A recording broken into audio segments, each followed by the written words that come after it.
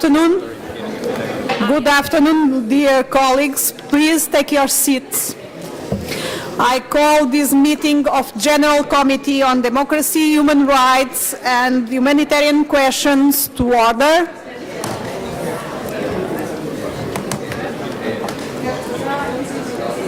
Please take your seats. We need to start with this meeting. Nach langen Jahren ändern, und es hat auch Gründe, genau, dass die so gut in den Umfragen sind, so wie die Linke in Deutschland.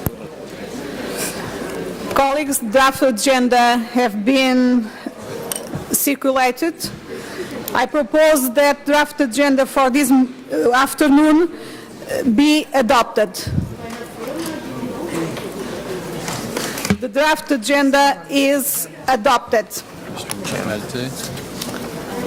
Oh, I think I have someone who wants to speak. The floor is yours. You have to. Non, après l'intervention de Madame Comic. It's only an inscription. Dear colleagues, distinguished guests, when we meet here 1 year ago with the OSCE's 40th anniversary in front of us, we were looking at how far the organization has come. Regrettably, however, 2015 was a year of little optimism regarding human rights. It highlighted just how far we have to go to ensure peace and respect for human rights for everyone in the region. Changes have been slow to develop. As I approach the end of my third term as chair of this committee, I have an increasingly frustrated feeling of constantly repeating the same things while saying little actual progress. Our Helsinki Declaration from July provides an assessment of the challenges and problems our region is facing. It also provides concrete recommendations on how to improve the situation.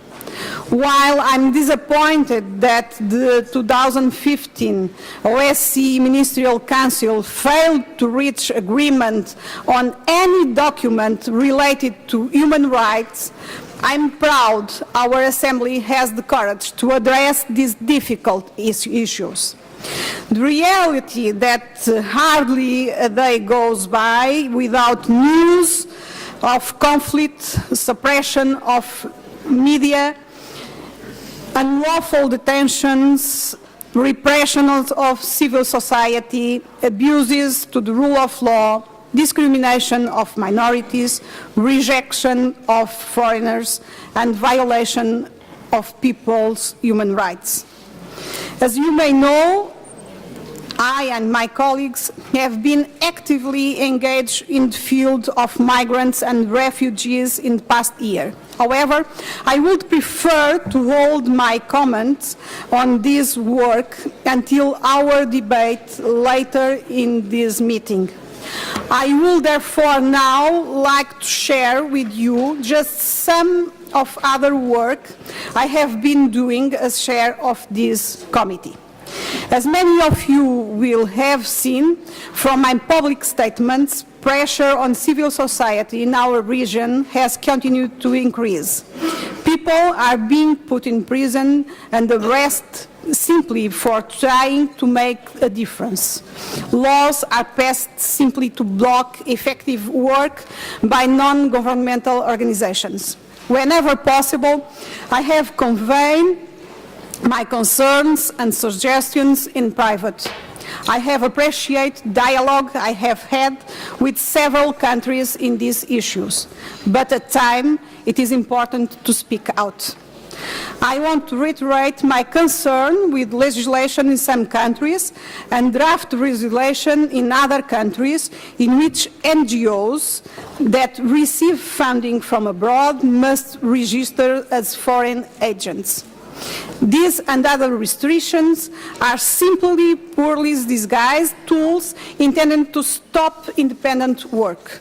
I hope that Russia will consider repealing its foreign agent law and recognize NGOs as one of the best parts of democratic society. Whether they work in the field of environmental advocacy, gay rights, or election monitoring, we all benefit when civil society speaks. I have welcomed individual releases of political prisoners, such as Leyla Yunus in Azerbaijan, but we must continue working together. And I'm waiting for more positive signals after the visit of one OSCE delegation to Azerbaijan. As chair of this committee, I have also been active in advocating for the closure of Guantanamo detention facility. Last year, I spoke about my visit to Guantanamo, and in my report made clear that legal problems regard this continued detention. Today, there remain 91 prisoners in the facility.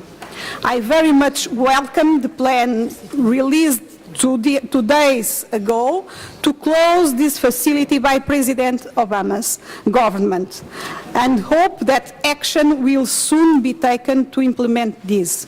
I call on the United States Congress to now do its work so that Guantanamo can be shut. I will not get tired for repeating, please close this prison. Colleagues, a free media is a pillar of democratic society, and this year has witnessed furthering erosion of the freedom of press in our region. Many of you will have seen my publicly expressed concerns regarding the treatment of journalists and legal measures in several countries. They have included countries both within EU and outside. I could go on, but I do not want to use up valuable time for discussion. I'm sure you all share my concerns on the state of human rights in our region, and I hope our work here today will contribute to improving the situation. I would like to thank our senior OSCE representatives for participating in this meeting. The ability in this winter meeting for the parliamentary and governmental side to work together is an important opportunity for all of us. Your contributions are valued and will undoubtedly improve the quality of our discussion. I look forward to our discussions. If you wish to speak today, please let Andreas Baker, my side, from the International Secretariat on the podium now in advance, and please remember to tell us which topic you wish to address. In interest of time, I will limit the question and answer session with OSCE institutions and debate on human rights of migrants and refugees, so please respect the time limit when you give the floor. You are given the floor. I will now ask the rapporteur, Mrs. Chomich, to give us an indication of her plans for her report to our next annual session. Thank you, Isabel. In a very short sentence, what I'm aiming with the help of all of you to have in report for July this year is, are we living crisis of leaders and crisis of ideas in this OSCE region? I can't do much about crisis of leaders. From my personal capacity, I can share with you too many men around, but that can be changed. But crisis of ideas, I can review with you together, because there is an idea born and the baby of all of us 40 years ago, still a baby, idea of human rights that somehow slept down the agenda for the last 10 or 15 years, and somehow too many times seen that people take human rights like that's just for fun, not to really be implemented in legislation of the country, in social and cultural and political and economic dialogue in the country, for the better of all the members of society. So I will try to have, with the help of all of you, and especially with the help of Secretariat of OSCE, to devote at last 1/3 of my report about why do we have crisis of idea of human rights? Why do we undermine the ideas of human rights that can, however fragile and sometimes soft may look like, but the idea of human rights are the only one that can differ us from the very, very unhappy time of our civilization within the OSCE region, but wider around. Part of that, of course, will be what's now called migration crisis or refugee crisis. And through 3 points, I can share with you how I see that. You are a migrant when you want to be a migrant. You have a choice. You migrate somewhere because there is better life. And nowadays I hear that even that is crime, to seek for better life. Since when? Refugee is a status you don't have a choice upon. Either you are dead or you escape away. The second point is what will happen in the years to come, because I deeply believe that it's not about waves of migrants, it's about rivers of migrants. And the consequences that we have in our society because of such a clear refugee crisis throughout OSCE region, some countries of members of EU, but also countries on the borders of EU, and everybody, if I may add from my personal capacity. The third point is what's the action plan to decrease the number of refugees, to deal with the refugee crisis, and not to allow that refugees coming to European Union or the bordering countries to be subject of what I call narcissism of small differences. We people tend to look at small differences among us and then negatively define someone else just because that someone else is different than we are. And that never, ever brought any good consequences to any society.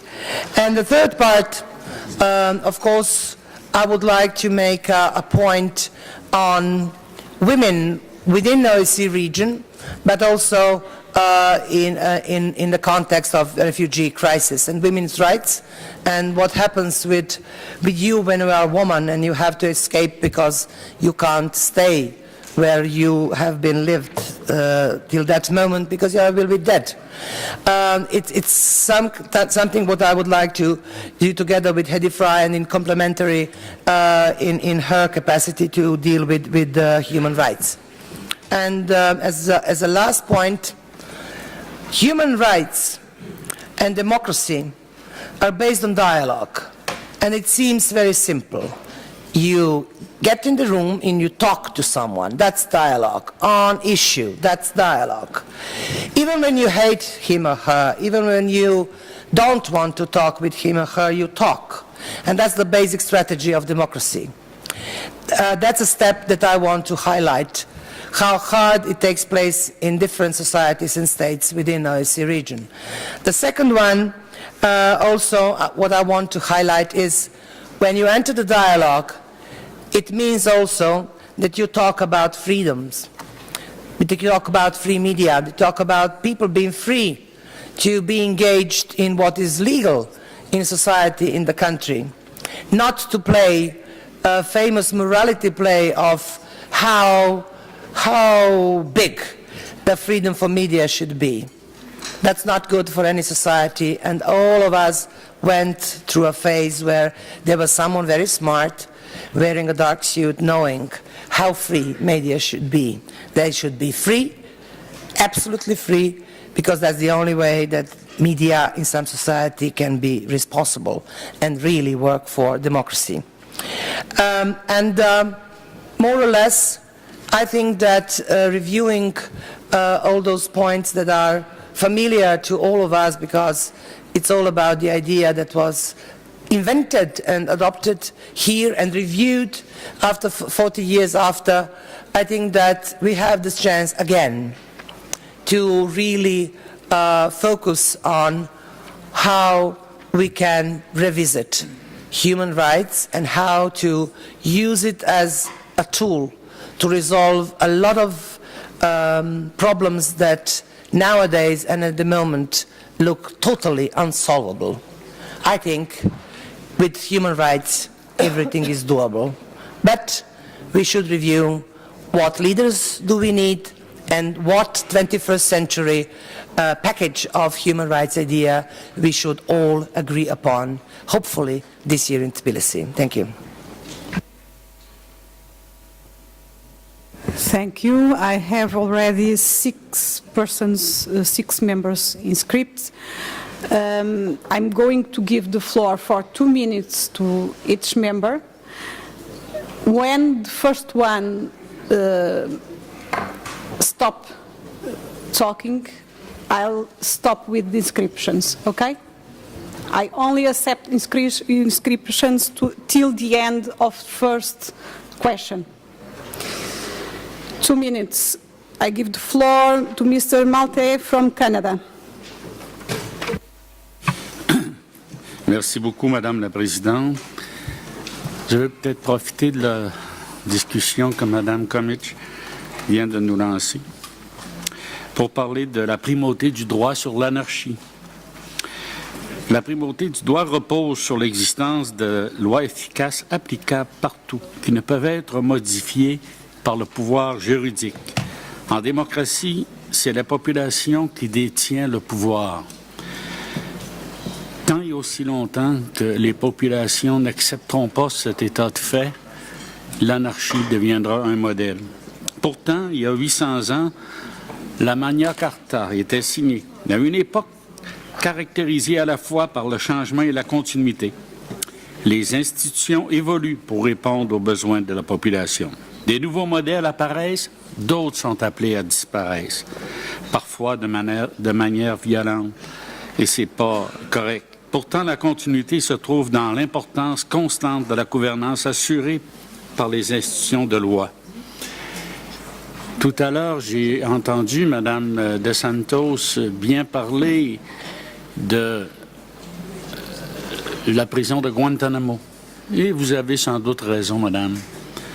Cependant, j'aurais aimé que vous me parliez aussi des milliers de personnes qui sont décapitées par l'État islamique, qui sont diffusées par des vidéos à grandeur du monde, devant nos enfants, nos petits-enfants.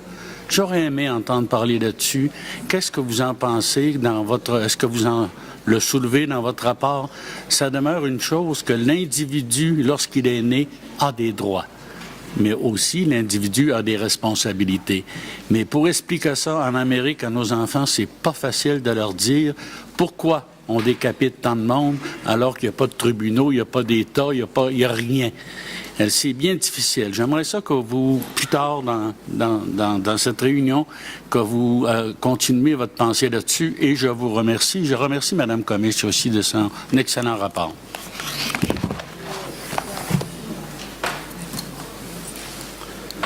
Thank you very much. I'm going to give the floor to Mr. Gegamian from Armenia.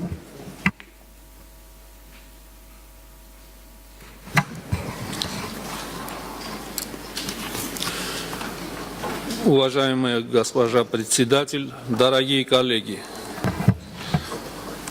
предстоящая сессия в Тбилиси будет иметь поворотное значение для судеб и Большого Ближнего Востока, тем более для регионов, которые являются сопредельными государствами Сирии и с этим регионом. Поэтому нам очень важно предусмотреть в докладе И во всех материалах, которые станут предметом обсуждения на предстоящей летней сессии в Тбилиси, все те вопросы, которые будут смягчать напряженность, а тем более укреплять все то положительное, ростки которого мы сегодня видим. Я опять-таки имею в виду совместное заявление лидеров Соединенных Штатов Америки и России об урегулировании, о мирном урегулировании сирийского конфликта. Мы, наверное, в Армении, как никто другой, ощущаем на себе всю пагубность и гибельность этого конфликта, потому что в общей сложности из Сирии эмигрировали через Армению 20 тысяч армян, сирийских армян-беженцев, 16 тысяч, и по сегодняшний день они нашли свой приют, убежище и обустраиваются в Республике Армения. Армения понесла наряду с населением Сирии, армянское население Сирии, исключительные потери. Достаточно сказать, что были взорваны армянские храмы. В Алеппо храм 15 века святых мучеников. В 2014 году, в День независимости Армении, был взорван храм 40 святых мучеников в Дер-эш-Зори. И этот храм был воздвигнут в память о безвинных жертвах, 200 тысячах жертвах сирийской пустыни. Мы всецело будем поддерживать все то положительное, что будет способствовать смягчению напряженности. Спасибо. Thank you. I'll give the floor to Mr. Volsky from Georgia.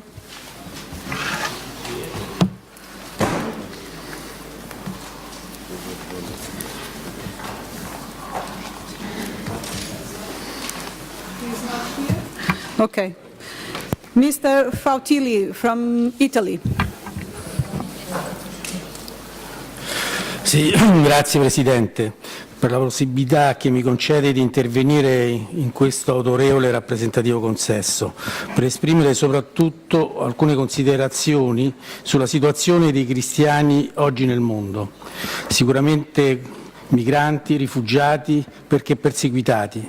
Infatti i cristiani, che in questo momento subiscono persecuzioni, sono stimati in non meno di 100 milioni e le uccisioni, secondo le valutazioni più prudenti, sono almeno 7.000 all'anno. E non si può non affermare anche il timore che la sempre più frequente violenza non susciti reazioni, ma quasi una rassegnata acquiescenza a un dato di fatto, quello che in molte parti del mondo essere cristiani è di per sé stesso motivo sufficiente per essere torturati e uccisi. Nel luglio scorso la Caritas ha pubblicato un dossier dal titolo Perseguitati, cristiani e minoranze nella morsa fra terrorismo e migrazioni forzate, in un quadro generale del quale si evidenzia come sempre più allarmante la persecuzione. Non si deve pensare infatti che solo le zone tradizionali di persecuzione, quelle ad esempio controllate dall'ISIS, costringano i cristiani a subire persecuzioni. Nella Corea del Nord tra 50 e 70.000 cristiani sono detenuti in campi di prigionia in condizioni spaventose per il fatto di essersi apertamente dichiarati cristiani. Gravissima anche la situazione in Somalia, in Iraq, in Siria, in Afghanistan, in Sudan, in Pakistan, in Iran e non solo per l'aggressione sempre più violenta del cosiddetto califfato.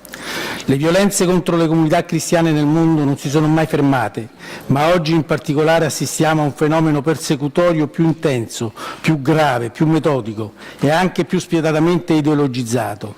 È evidente che il numero di eccidi delle minoranze cristiane d'Oriente, dall'Egitto al Pakistan, è aumentato esponenzialmente, anche se i cristiani sono perseguitati in altri paesi, dalla Cina all'India.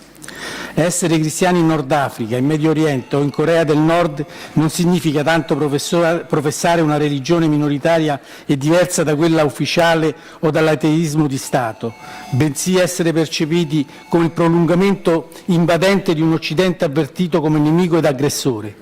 Per questa ragione i cristiani Please vengono conclude. eliminati, e concludo, in maniera sistematica, soprattutto se rappresentano politicamente gli ultimi baluardi di libertà religiosa e di pensiero di un intero Paese. Quindi a noi appare troppo timida la risposta della comunità internazionale. Certo, non chiediamo una risposta militare, ma certamente una più forte e convinta azione di sostegno ad iniziare dall'OSCE. Grazie. Thank you. When you hear the bell is for conclude the question, please. Okay? Mr. Voridis from Greece.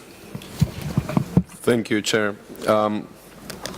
Let me congratulate Mrs. Komic for deciding to deal with such a difficult issue as the migration crisis in the OSCE area. Now, let me just put forward one or two things. It is quietly, correctly stressed that all OSCE participating states should consider increasing the number of refugees they accept. But also I want to stress that this should not only be agreed in paper, but also implemented. Because the situation that we have now is that we have an agreement, but we have no implementation. So I'd like, if it's possible in June, you could put that also in your report. The second thing is, I could welcome a paragraph saying that states that we could deal with this crisis only in an international level and through enhanced cooperation of the states. So I would welcome a comment saying that, you know, unilateral actions of state should be avoided, and as an example of such a unilateral action, I could show the decision of Austria to make a convention here in Vienna by inviting only some states which are stakeholders in that and excluding others, particularly Greece. I would also like to invite your presidency of this committee in Greece, since you've been to Turkey, quite well done, and in Serbia, but I'd like to invite you to come also to Greece and see how the situation is evolving there. And the fourth thing, and I'm closing, Chair, is that we should raise the issue of the relocation of, you know, migrants which do not have the state of refugees, and we should find ways of relocating them which needs international cooperation, respecting their human rights, but it must be understood that this is the solution for those kind of people. Thank you, Chair. Thank you. Thank you, and I can announce to you that we are planning to go to Greece in June, okay? Maybe in first or second week of June. Okay, thank you. Mrs. Lingerie from Belgium. Madame la Présidente, chers collègues, je constate que tout le monde exprime son inquiétude face à la crise des réfugiés et partout et aussi dans cette Assemblée, on entend dire qu'on ne pourra gérer cette crise que si nous coopérons et si nous agissons tout le monde sur les différents fronts. Et les solutions sont très évidentes, mais je me demande pourquoi on hésite donc à les mettre en œuvre. Tout d'abord, il faut agir sur les causes, donc prendre les causes de l'extrême pauvreté, aussi de la violence dans certains pays. Deuxièmement, il faut aussi assister les pays qui accueillent déjà beaucoup des milliers et des milliers de réfugiés, à savoir par exemple pour ce qui est le cas pour la crise syrienne, la Turquie, mais aussi le Liban, la Jordanie, l'Irak, hein, et veiller aussi à que les réfugiés aient aussi les droits fondamentaux, comme l'éducation, les soins médicaux et les droits au travail qu'ils ont accès, mais personne n'accepte que par exemple il y a en Turquie 400 000 enfants qui n'ont pas accès à l'école, à l'éducation, et pourtant c'est le cas parce qu'il n'y a pas assez de moyens pour soutenir cela. Il faut aussi surveiller les frontières et faire veiller à que les hotspots fonctionnent, mais il est évident que même si on soutient tous ces pays qui ont déjà beaucoup de réfugiés, c'est un travail, il faut la solidarité par tous les pays, et chaque pays doit aussi donner de l'assistance, il faut avoir une répartition des réfugiés.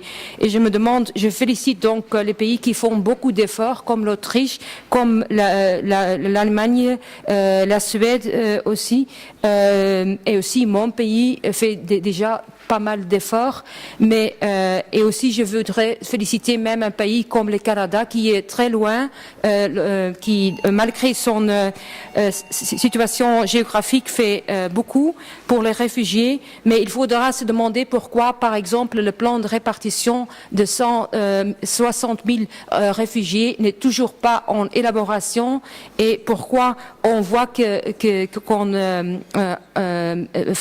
ferme les frontières pour les réfugiés, pourquoi on n'applique pas la Convention de Genève en disant, par exemple, qu'on ferme la frontière pour les Afghans, comme on a décidé hier, par exemple. Donc, pour finir, je veux dire, qu'est-ce qu'on fait ici, nous? Est-ce qu'on est des observateurs passifs, et est-ce qu'on voit tout ça et on ne fait rien, ou est-ce qu'on va prendre les choses en main? Et je demande donc à tous les collègues de veiller à que votre propre gouvernement fasse aussi tout ce qui est nécessaire pour gérer cette crise. Mr. Campagna from Italy. Grazie Presidente. Vorrei riprendere gli argomenti che il collega Voridis della delegazione greca ha proposto alla relatrice signora Komic. A Voridis piacerebbe un mondo nel quale ogni decisione sulla materia dei migranti sia il frutto di accordi fra gli Stati, cioè di accordi di cooperazione internazionale, e anche nei momenti delle peggiori emergenze non fosse lo Stato nazionale a dover assumere responsabilità politica quale quelle che di volta in volta incalzano soprattutto le frontiere sul mare di paesi come quello del collega Voridis, come il mio e come altri sul Mediterraneo. Allora però da questo punto di vista noi dobbiamo considerare nel quarantennio che ci separa da Helsinki come le grandi ondate di migrazione succedute alla dissoluzione del comunismo sono state assorbite, e anche ben assorbite, soprattutto dall'Europa settentrionale, mentre invece oggi è esposta in prima fila l'area mediterranea dell'OSCE. E allora agli argomenti del collega Voridis mi permetterei di aggiungerne un altro. Quella di oggi si abbatte come ondata di migrazioni, ma è soprattutto un fenomeno storico e politico molto profondo. Ci sono stati nazionali che non esistono più, parlo della Libia, parlo della Siria e parlo della carta storica e geografica del Medio Oriente, così come l'Europa la stabilì dopo la Prima Guerra Mondiale. È un fenomeno molto più vasto e di gran lunga superiore alle forze delle attuali organizzazioni internazionali. Grazie.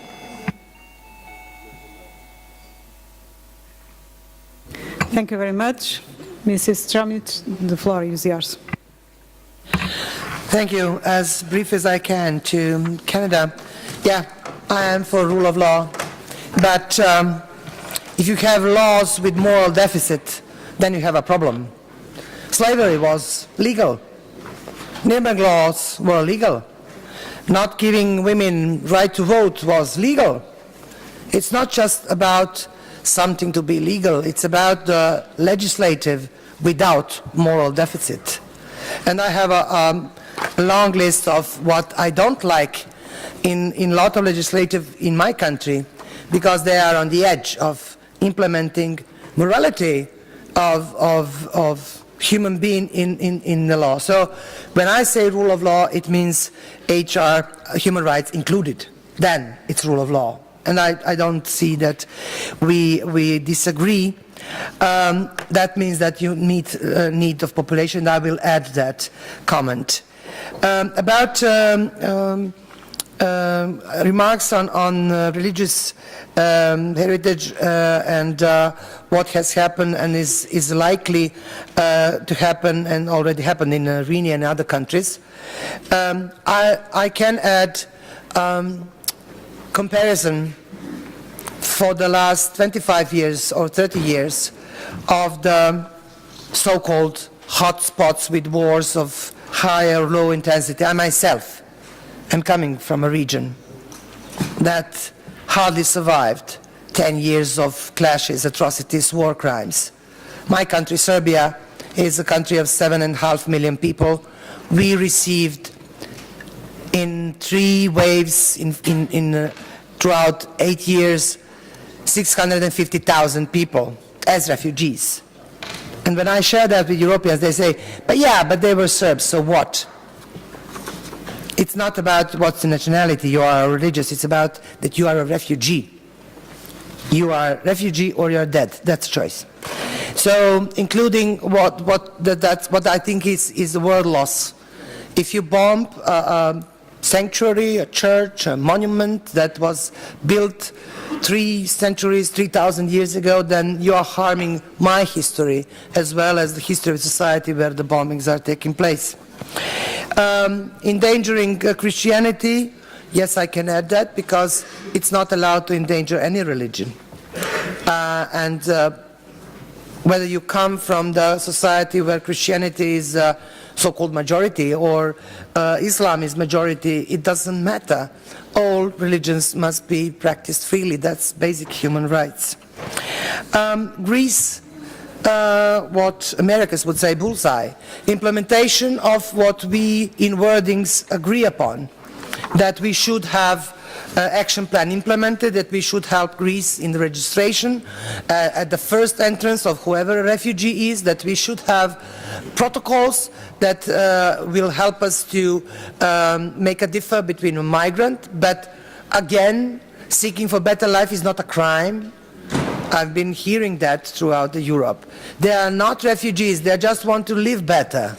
Since when that is a crime? It's very dangerous to have that in state of mind. You should be allowed not to accept them, but there must be protocol why people are not accepted if they are not refugees. Whether that would go through phases like you mentioned, it's something what I in report can't interfere, but I can pledge for unilateral actions on international level because we are global world, and what we without any doubt share, we share inequality as a global law, global status of our civilization, and too many people not being able to live a decent life. But we globally share also this responsibility if we are on the spots of the world where there is shelter enough to eat and to make a career. And there are very few actually people compared to all population that enjoys standard of living, but that goes with responsibility. So I agree with you that unilateral actions are much more effective. Why we hesitate, that's one of the questions, and I thank to Belgium to add, because there should be, I think, a workshop to list the hesitation reason. Why do we hesitate to implement? Why do we hesitate to work in field? Why it takes so long? What do we wait? The war to stop? The refugees stop to come? Something to happen? Deus ex machina? We don't need to hesitate. We have tools. What we are in need of is that our organization send a clear message No hesitation, unilateral level implementation of already agreed. What I want to end with is that the question that Italy at the end mentioned. People are moving objects. That's what one of my professors physics, when he wanted to compare whatever happens in physics with human race. We are moving objects. We are moving through history. We like to move. And due to that, we are enriching each other in the spots where we live as civilization. And it's true. When Cold War was ended, there were a lot of people from former one-party countries that flew to the Western world, so-called 10. Now there are wars around us, and people are coming. So should we take them or not? I think it's not a question that we put in front of them. It's a question for us, for our civilization. And my offer of answer would be clear.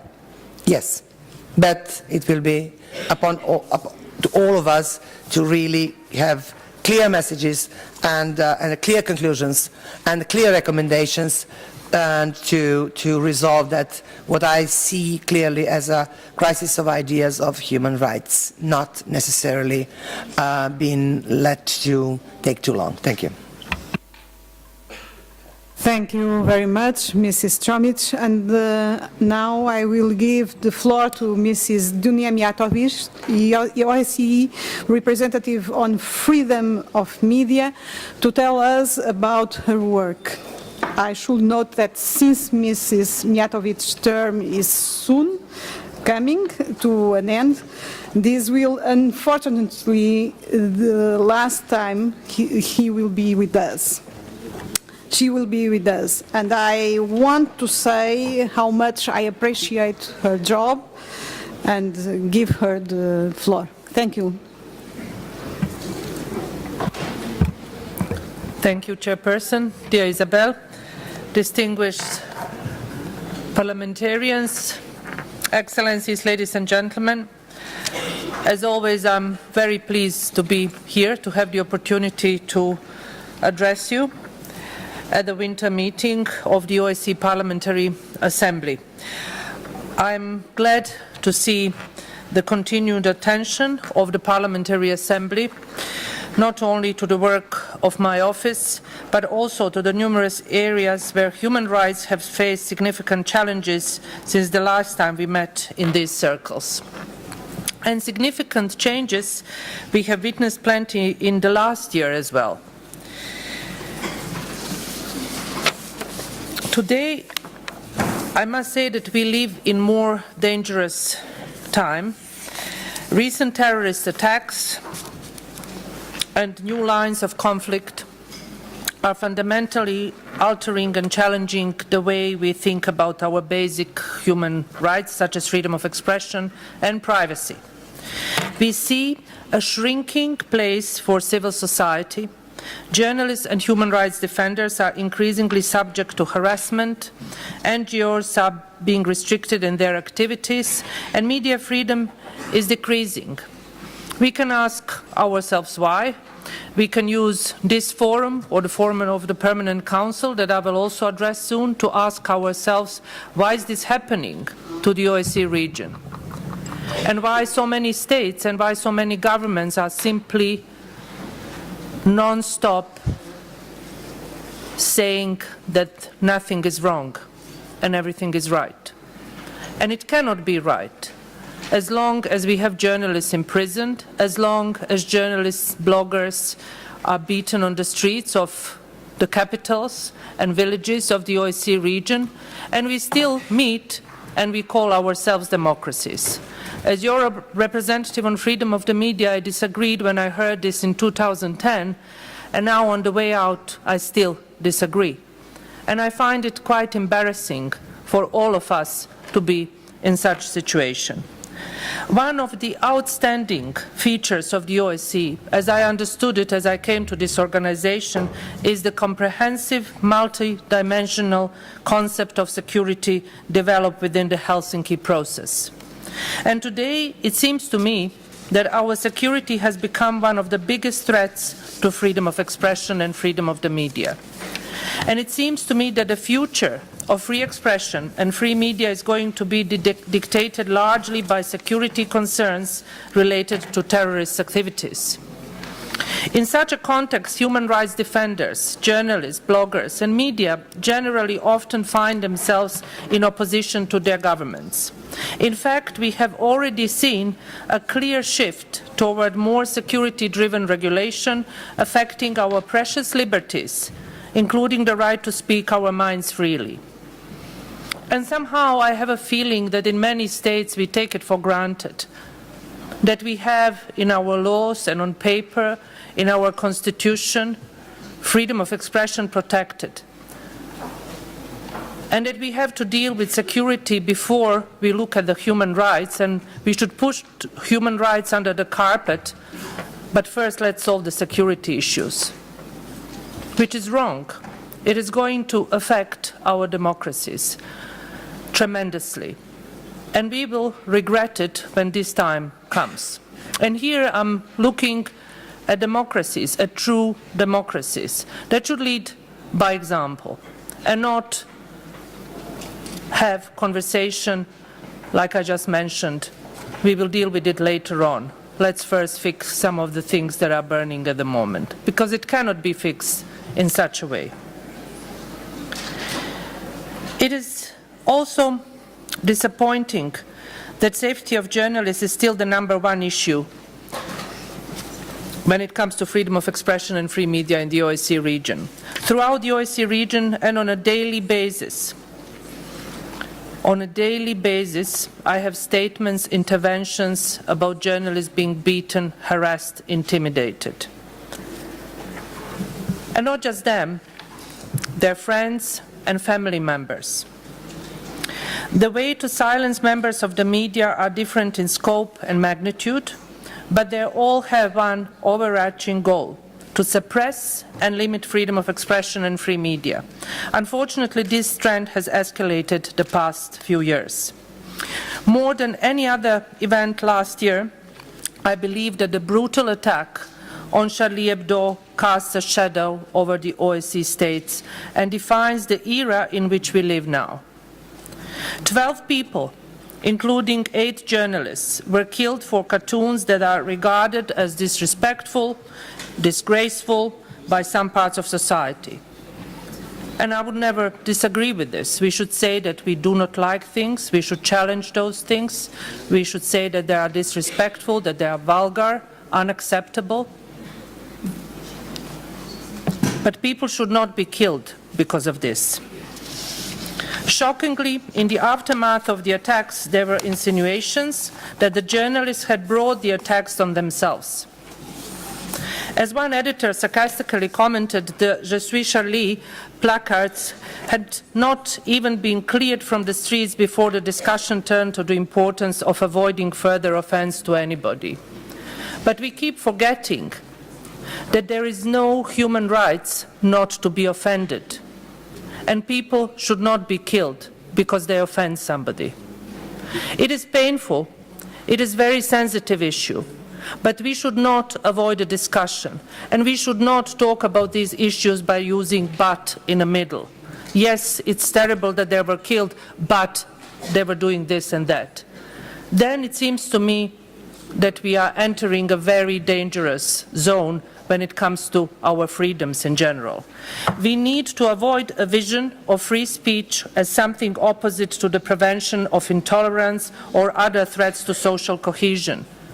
In fact, separating those damages, both, I fear, a development where we start putting restrictions on ourselves, what we say, what we do, out of fear someone might be offended.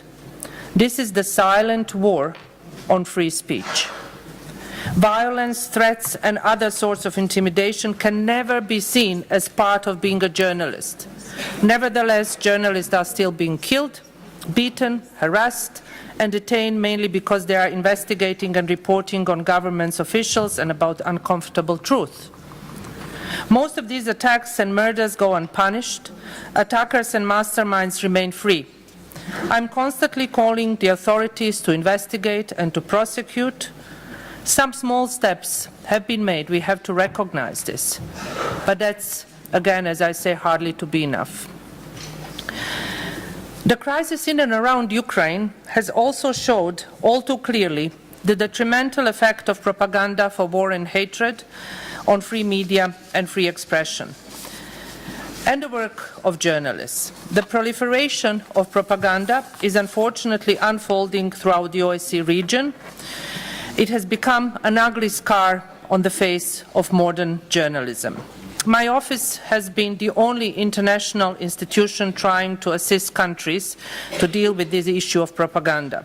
It is an extremely challenging issue as it is primarily political, and secondly, it is exceptionally difficult, if not impossible, to define what constitutes propaganda for war and hatred. Propaganda is only one byproduct of war and conflict. There are many other serious issues that affect journalists and media freedom. Since the outset of Ukraine conflict in 2014, my office has spent considerable time and resources on working with Russian and Ukrainian journalists in confidence-building measures. Senior representatives from Russia and Ukraine come regularly to Vienna to discuss the problems they are facing. There are many other issues that I can mention, but I know that my time is limited, and I will have opportunity also to address many of you before I leave this organization. But before I end, I would like to say several things that I think are very important for the future of this organization when it comes to security and human rights. As the OSCE representative on freedom of the media, I am mandated to closely observe laws, policies and other forms of interventions by participating states which might interfere in the exercise of the free expression and free media. I have had to speak on several initiatives undertaken by states that I fear will obstruct the work of journalists. As I already said, security has become one of the biggest threats to freedom of expression, and it appears that the future of free expression could be dictated in large part by security measures. In fact, we have already seen a clear shift in security-driven regulation having a great effect on our precious liberties. It is my firm belief that all measures aiming to increase security must be accompanied by meaningful counterweight protecting human rights. In short, we must have effective and transparent mechanism for civilian oversight of new security measures. These are indeed challenging times for freedom of expression and its advocates. In this climate of non-tolerance, fear and anxiety, it is more than ever needed that we step up for the values we believe in and that form the bedrock of our modern democracies. It requires firm thinking, it requires courage and a principled approach. And what a better place can be found than the OSCE, but we need to open our minds, our policies for discussion in order to protect these liberties. Government's work must go beyond safeguarding free speech in law and regulation.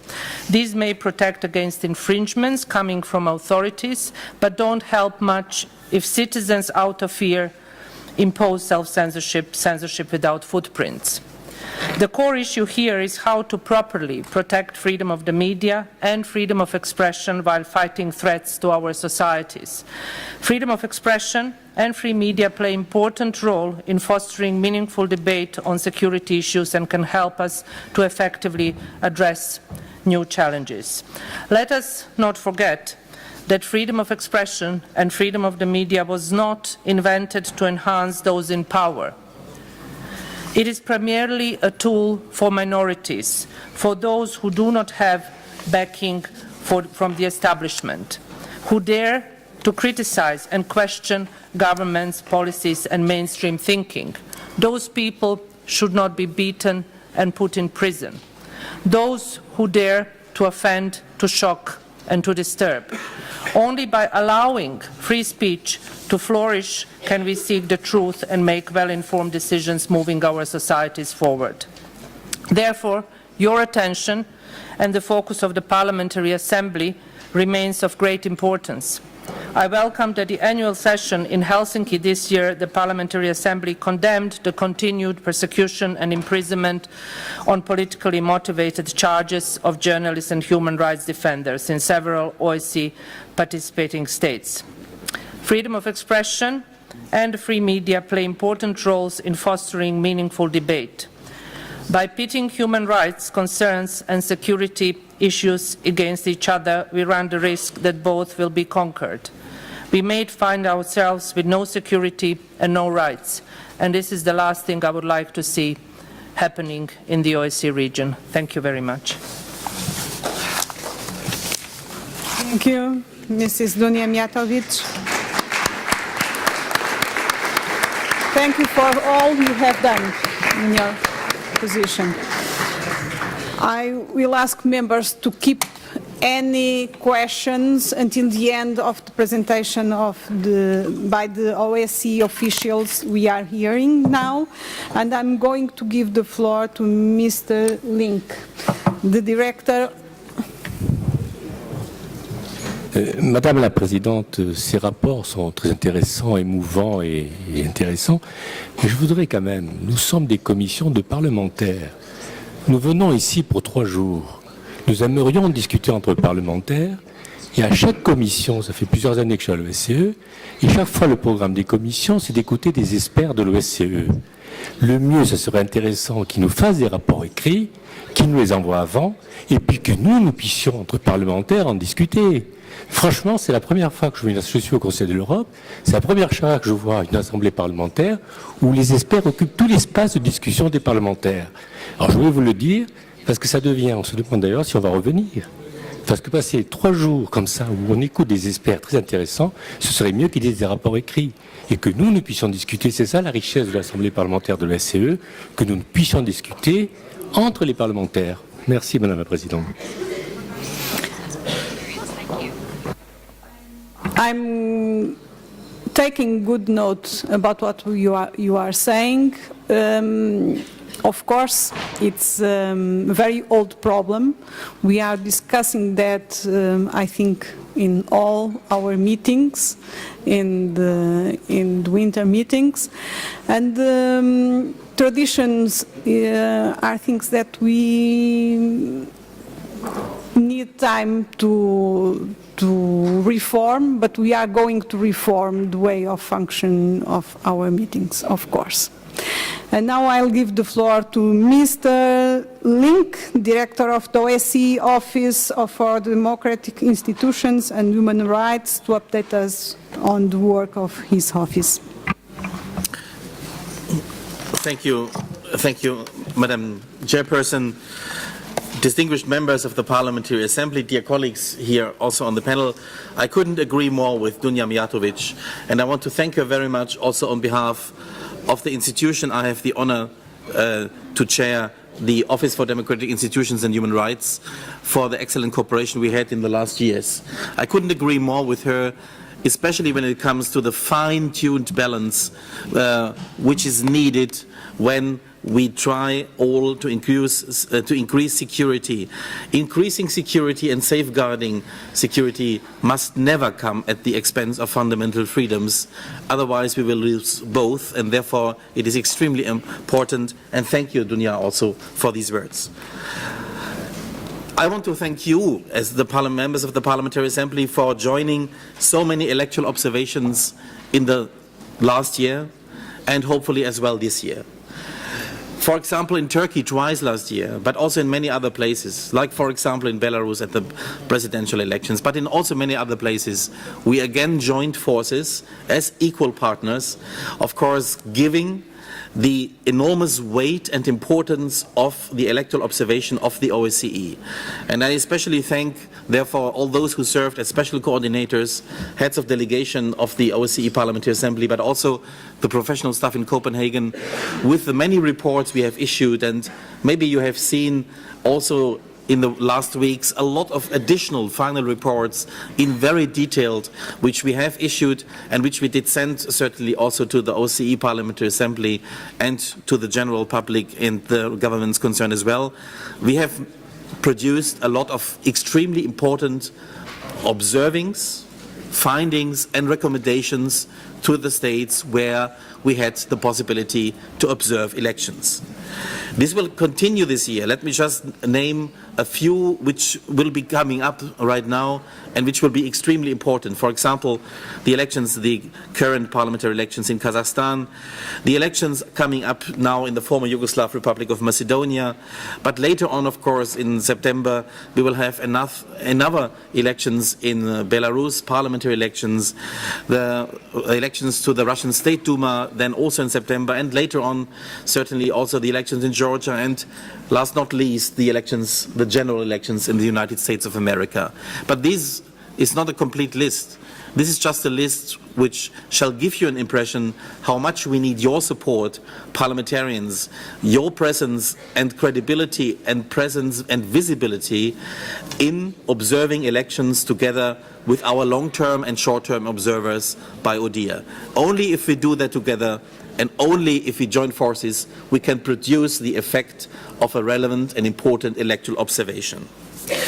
Other issues are at stake. I could also mention the elections in the Donbass, or as the Minsk Agreement calls it, in the certain areas of the Donetsk and Lugansk areas.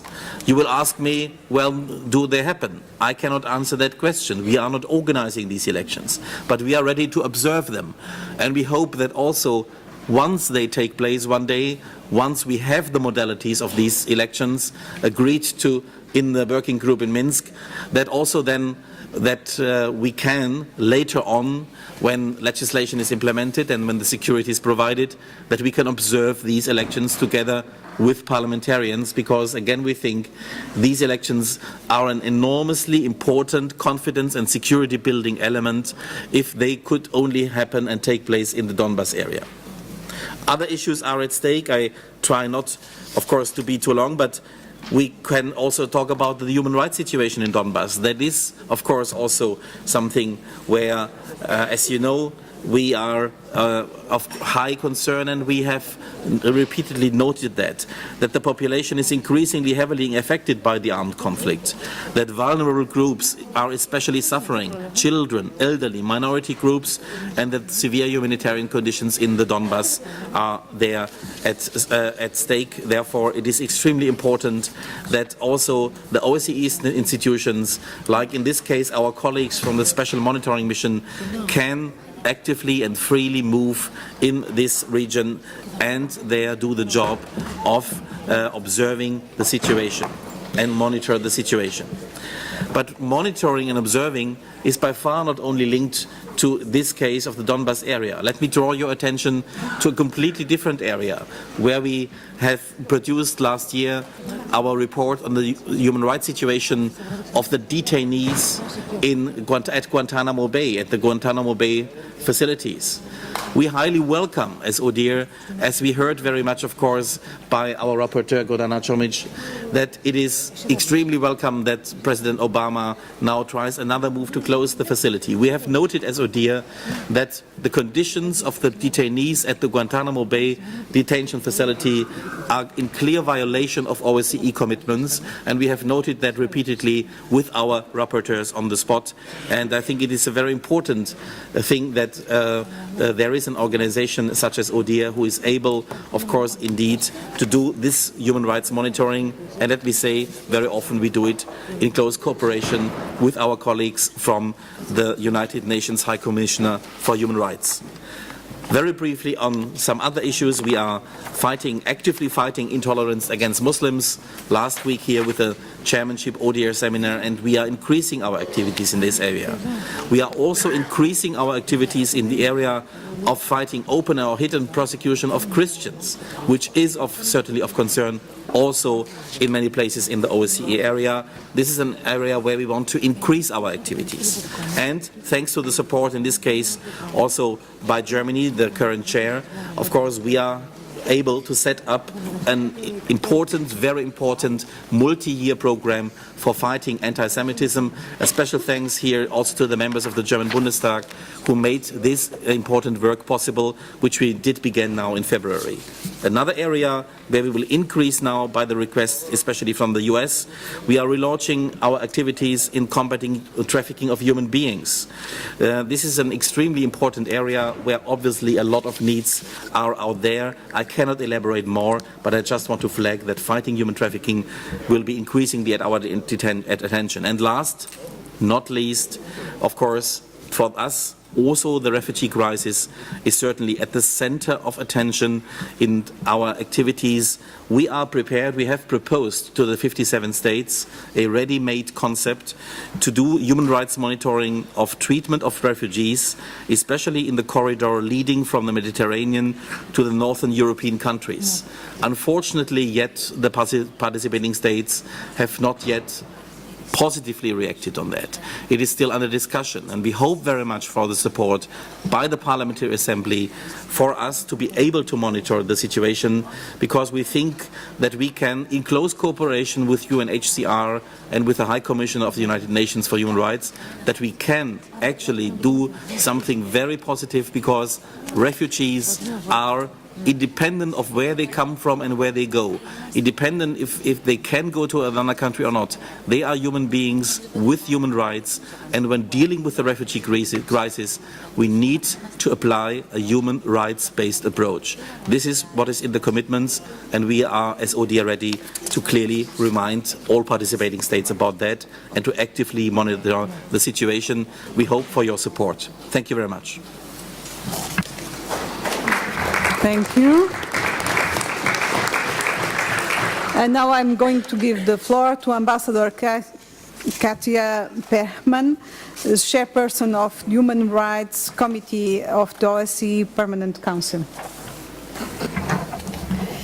Thank you very much, Madam Chairperson, distinguished members of the Parliamentary Assembly.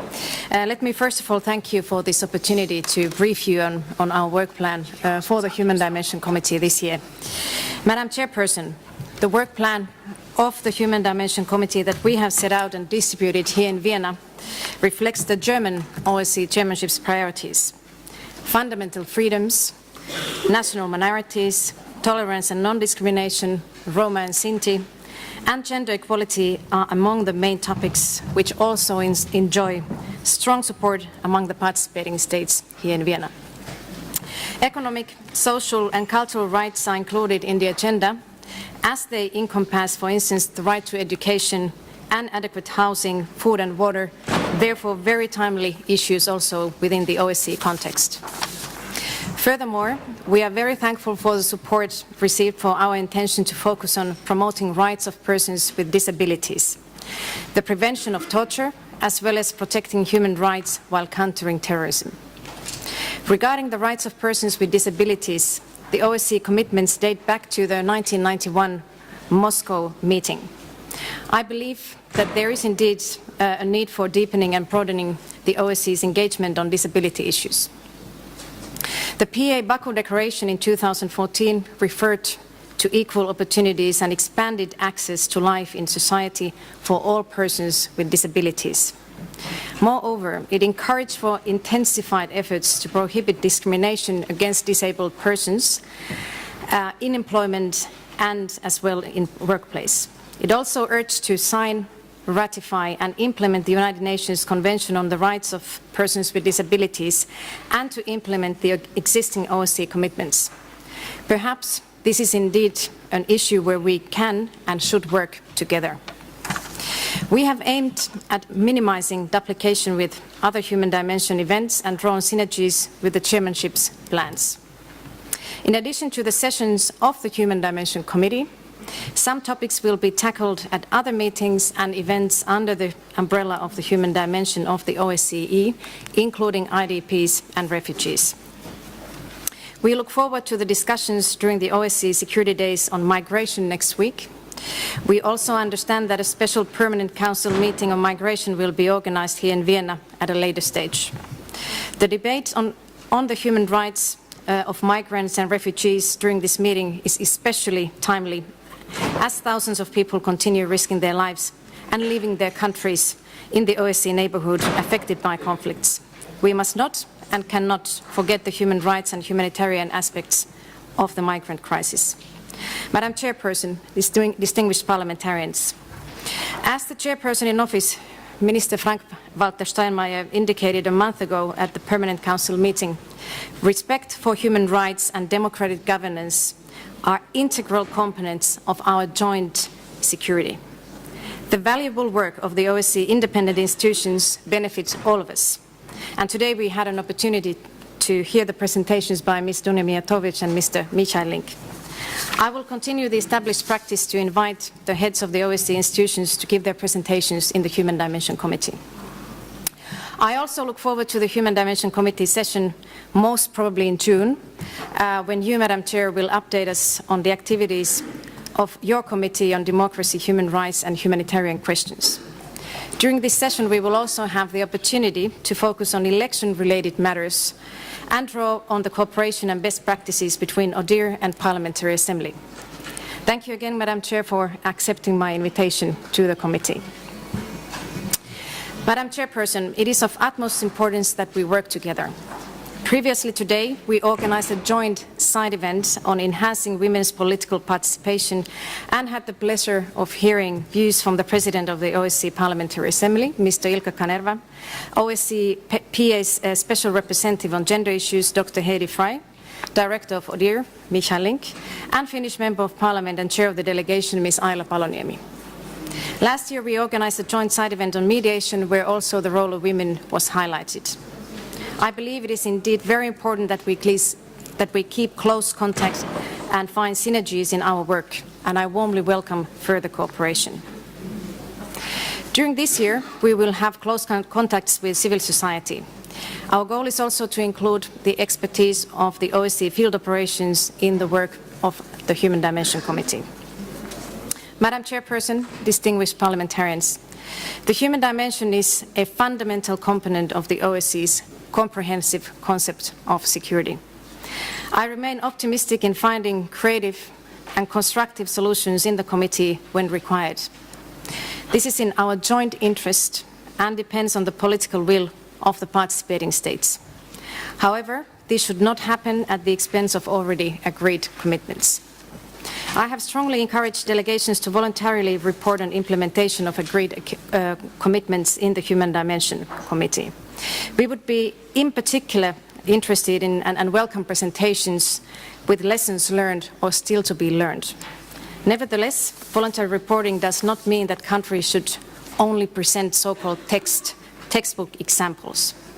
On the contrary, we are here to learn from each other with the aim of implementing the jointly agreed commitments. Our delegation stands at your disposal should you have any questions about the work of the Human Dimension Committee. I look forward to a meaningful dialogue, cooperation and an interesting year ahead. Thank you very much, Madam Chair. Thank you very much.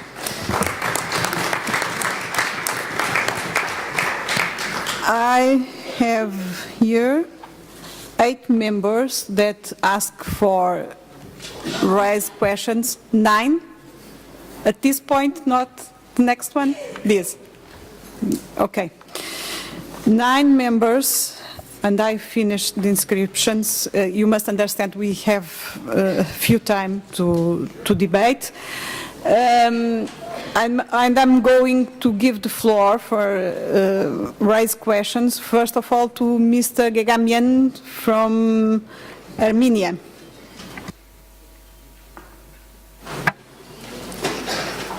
Я хочу начать свое выступление с известных слов великого польского поэта, прозаика, драматурга. Он сказал: «Не бойся предателей, в худшем случае они могут убить тебя. Не бойся друзей, в худшем случае они могут предать тебя. Бойся равнодушных, так как с их молчаливого согласия происходят убийства и предательства». Так вот, доклад уважаемой Дуни Mijatović еще раз нам сказал о важности свободы слова, свободы печати. И это накладывает исключительную ответственность на всех на нас, потому что мы живем в условиях непрекращающейся гибридной войны, когда информационная война становится не менее грозным оружием, чем танки и крупнокалиберные орудия уничтожения. К сожалению, хочется сказать вот о чем, обратить внимание коллег, вот на что. Об одном и том же явлении, об одном и том же инциденте высказываются диаметрально противоположные мнения, которые в принципе не имеют ничего общего со свободой слова. И это раскалывает мир, раскалывает общественное мнение всех стран без исключения. Поэтому думается, что необходимо выработать критерии действительной свободы прессы и печати, а самое главное – ответственности за все то, что говорится в наше беспокойное время. Мне кажется, что парламентская ассамблея ОБСЕ – это одна из единственных авторитетных международных организаций, где слышен голос каждого делегата, каждого депутата. И не воспользоваться этим, и не внести свой достойный вклад в дело истинной свободы слова, думаю, что это будет на совести всех нас. Спасибо большое. Thank you very much. Mrs. Kiener-Nielen from Switzerland. Merci, Madame la Présidente. La Suisse soutient et promeut activement les diverses initiatives et résolutions traitant de la liberté d'expression et des médias, ainsi que de la protection des journalistes.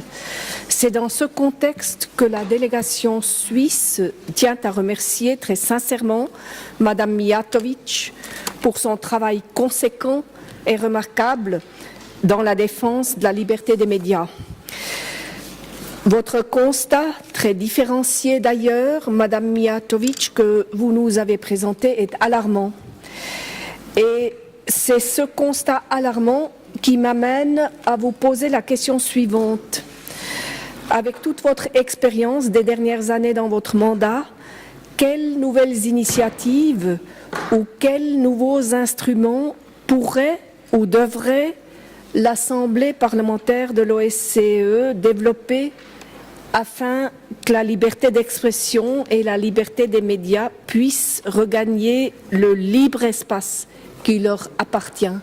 Parce que la Suisse soutient fermement qu'il y a des libertés qui ne sont pas négociables, qu'il y a des espaces qui ne sont pas négociables. Chers et chers collègues, comment voulons-nous sauvegarder ou regagner la confiance des citoyennes et des citoyens de tous nos pays membres et de la communauté internationale si nous regardons tout simplement l'espace de la liberté d'expression et des médias se rétrécir comme vient de le constater Madame Mijatović. Merci. Thank you. Mrs. Moradova from Azerbaijan. Спасибо, уважаемый председатель. Мы все, как независимые государства, которые пользуются своими исключительными правами, встраиваем на свое усмотрение отношения с международными организациями, в том числе и с посредническими институтами, используя свободу слова, выражаем свое независимое отношение к их деятельности. Не хотелось портить позитивный настрой утреннего заседания, но я коротко отмечу сейчас, что мы расцениваем высказывания армянской коллеги как выражение нездорового воображения и неудачная попытка с целью принизить значимость обсуждений и принятых объективных документов, разоблачающих сущность захватнической политики Армении. Мы здесь говорим о свободе слова, но ни в коем мере свободу лжи и дезинформации. Действительно, дезинформация и ложь не знают границ на устах у некоторых наших коллег здесь. Хочу еще раз подчеркнуть, что нет никакой Нагорно-Карабахской республики. Есть исторический и неотъемлемый Нагорно-Карабахский регион Азербайджана, который свыше 20 лет находится под оккупацией Армении. Не стоит вводить коллег в заблуждение и называть незаконное сепаратистское образование, которое ни с кем не признано и никогда не будет признано. Господин Гигамян, времена меняются. Не думайте, что, будучи страной, которая возвела террор и агрессию на уровень государственной политики, вы сможете прикрыть содеянное, защищая бездейственные минской группы, вступая в образы их защитников. Знаете, в чем наши с вами различия как политиков? Вы поддерживаете президента, руки которого испачканы кровью невинных детей, женщин, стариков, который рано или поздно перестанет перед правосудием. А я поддерживаю президента, который олицетворяет мир, взаимную помощь, мультикультурные ценности, экономические и географические возможности региона. Поэтому в ваших выступлениях больше чувствуется агрессия и показная эмоциональность, чем конструктивизм и миролюбие. Поэтому я прошу вас не упоминать больше в ваших выступлениях имя президента моей страны. Спасибо за внимание.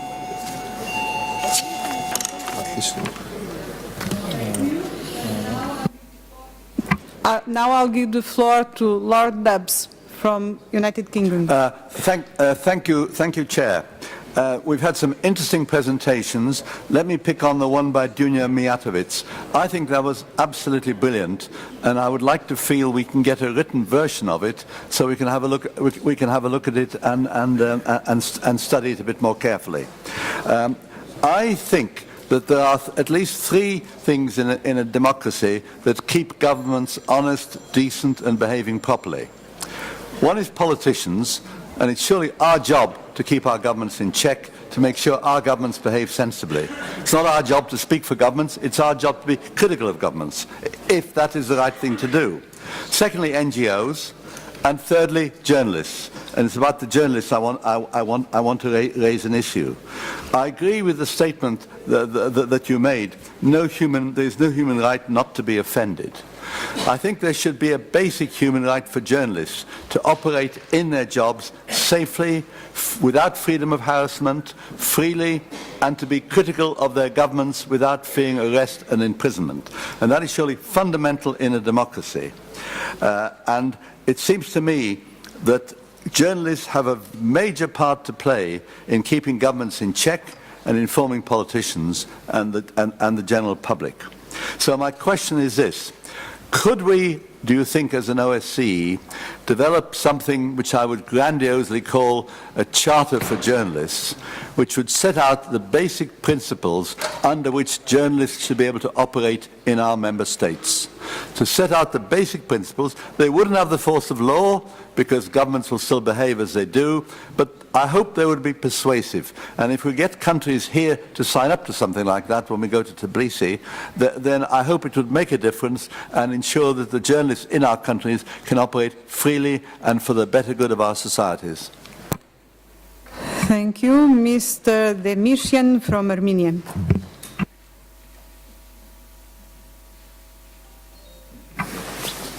Thank you. It is important to achieve democratic reforms through democratic means. The means are as important as the goals. Unfortunately, constitutional referendum which took place in Armenia in December was marred by serious irregularities in a large number of polling stations. OSCE OD referendum expert team, citizen observers, opposition groups and media reported allegations of widespread irregularities and intimidation in the voting and counting process throughout the country. OSCE ODIHR final report on Armenia's constitutional referendum recommends inclusive electoral reform and to build a broad consensus around the reform. Of course, it's very important to have a good electoral code. But the failure of referendum to meet international standards lay in a lack of political will among the authorities to ensure a fair and honest process. The best electoral code is not a panacea if political will is absent. for the democratic development of Armenia, it's crucial to conduct free and fair parliamentary elections in 2017. Forming authorities through democratic elections is the cornerstone of a democratic state. Armenian authorities should take all necessary steps to restore people's faith in elections and provide a political climate that will ensure that parliamentary elections in 2017 respect international standards. Thank you. Thank you. And now Mrs. Derskoska from Macedonia. Thank you. First, I would like to thank Mrs. Dunja Mijatovic for the report she presented us. There is no doubt about the importance of the freedom of the media for the democracy in each country. We who came from Balkans, we are perfectly aware about the problems with the freedom of media in our countries. The alarm of the situation with the media is on for a longer time. As you already heard this morning, the term for pre-term parliamentary elections in Macedonia is postponed. One of the reasons for that is the necessity of the media reforms in the country in order to establish equal level playing field. The issue of media is one of the hottest issues on the political scene in this moment in Macedonia.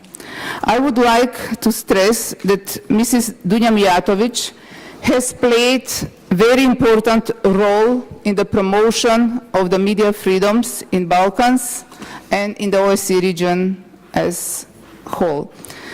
Also, I would like to congratulate her for her remarkable job that she was doing, and I hope that the person who will follow her on the office will continue and follow her steps. So I would like to call OSCE closely to monitor the media reforms in Macedonia that should take place these future months. Thank you.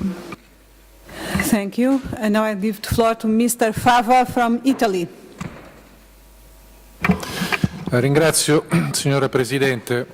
Io ho ascoltato e apprezzato la relazione della collega Mijatovic, ma mi chiedo se questa Assemblea non sia in grado di fare qualcosa di più per i giornalisti, perché non c'è soltanto la violenza fisica che colpisce i giornalisti, c'è anche una precarietà economica, che spesso è un modo per imbavagliare, per togliere loro la parola.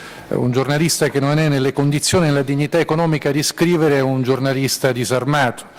Allora mi chiedo se la nostra Assemblea non sia in condizione di promuovere, accanto a tutte le misure che garantiscano la sicurezza fisica, materiale, anche il riconoscimento e il diritto alla propria dignità economica, per tutti i giornalisti, anche per i freelance, che sono dei giornalisti spesso privi di qualsiasi tutela giuridica, sono senza contratto, spesso sono i più esposti perché si trovano a lavorare in territori di frontiera, che sono quelli che hanno bisogno più di ogni altro di buona informazione.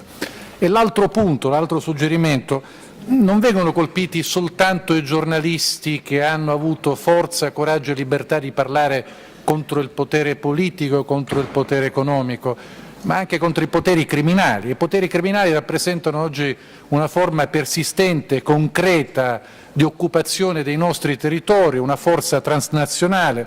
E allora, raccogliendo anche la proposta del collega britannico, forse l'OSCE potrebbe proporre uno statuto dei giornalisti che sia un insieme di doveri, di diritti, di garanzie da sottoporre a tutti i parlamenti nazionali. Le condizioni delle minacce che oggi attraversano l'Europa e si abbattono sui giornalisti non ci permettono di parlare di frontiere.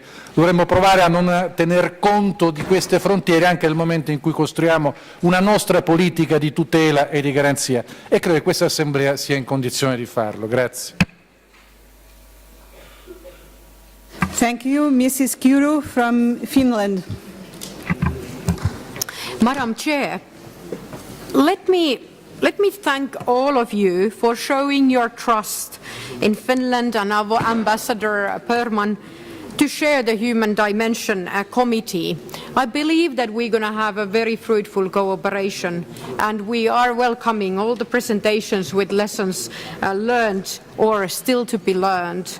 I wonder if Ambassador Perman could give some of the examples or some shared Finnish lessons which we could all share here in order to find some of the jointly agreed decisions to be done in the future.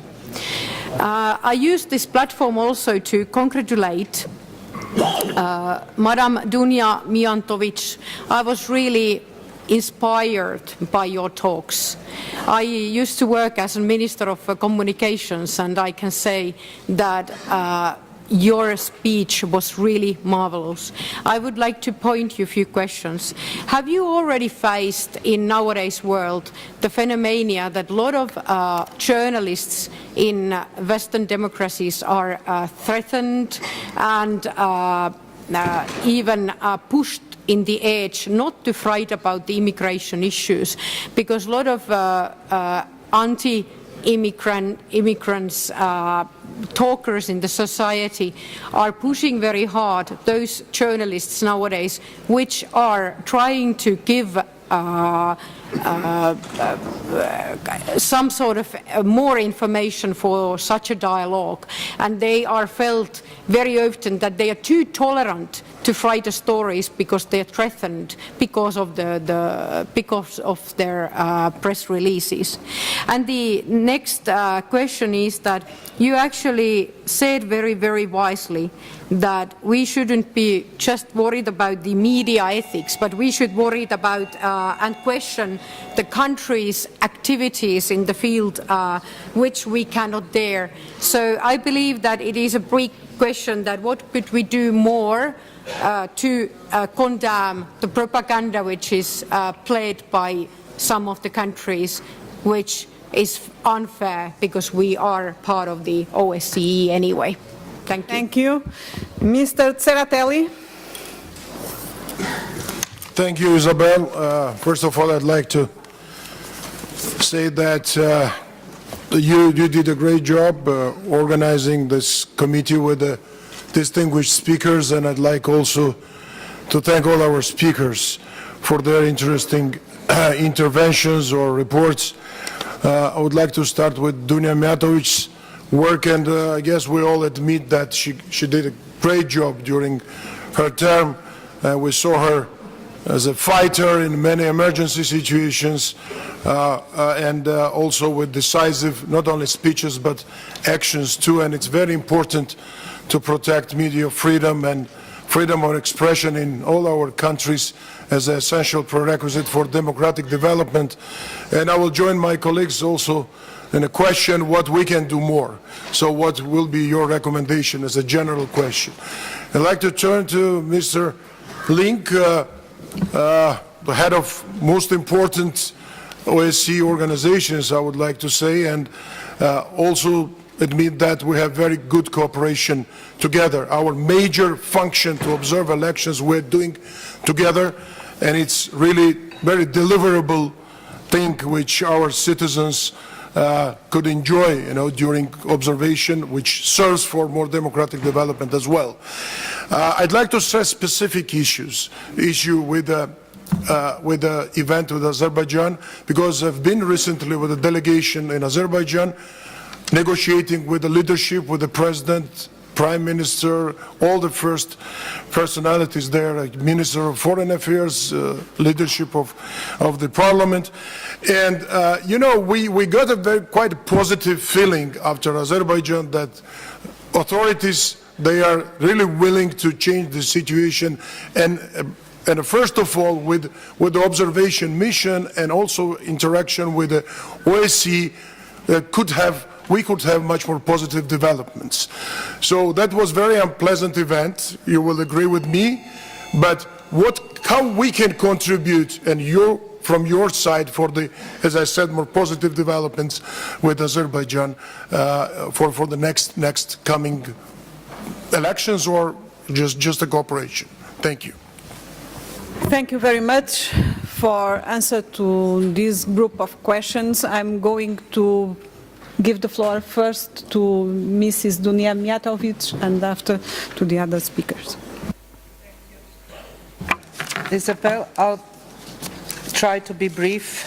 First of all, I would like to thank all of you for kind words, for the recognition of the work of my team, a very small team, as you probably know, only 15 people, monitoring all 57 states in order to be able to assist the governments and to try to achieve better and healthier environment for journalists and bloggers, trying to report on the issues that are important for our societies, issues in public interest.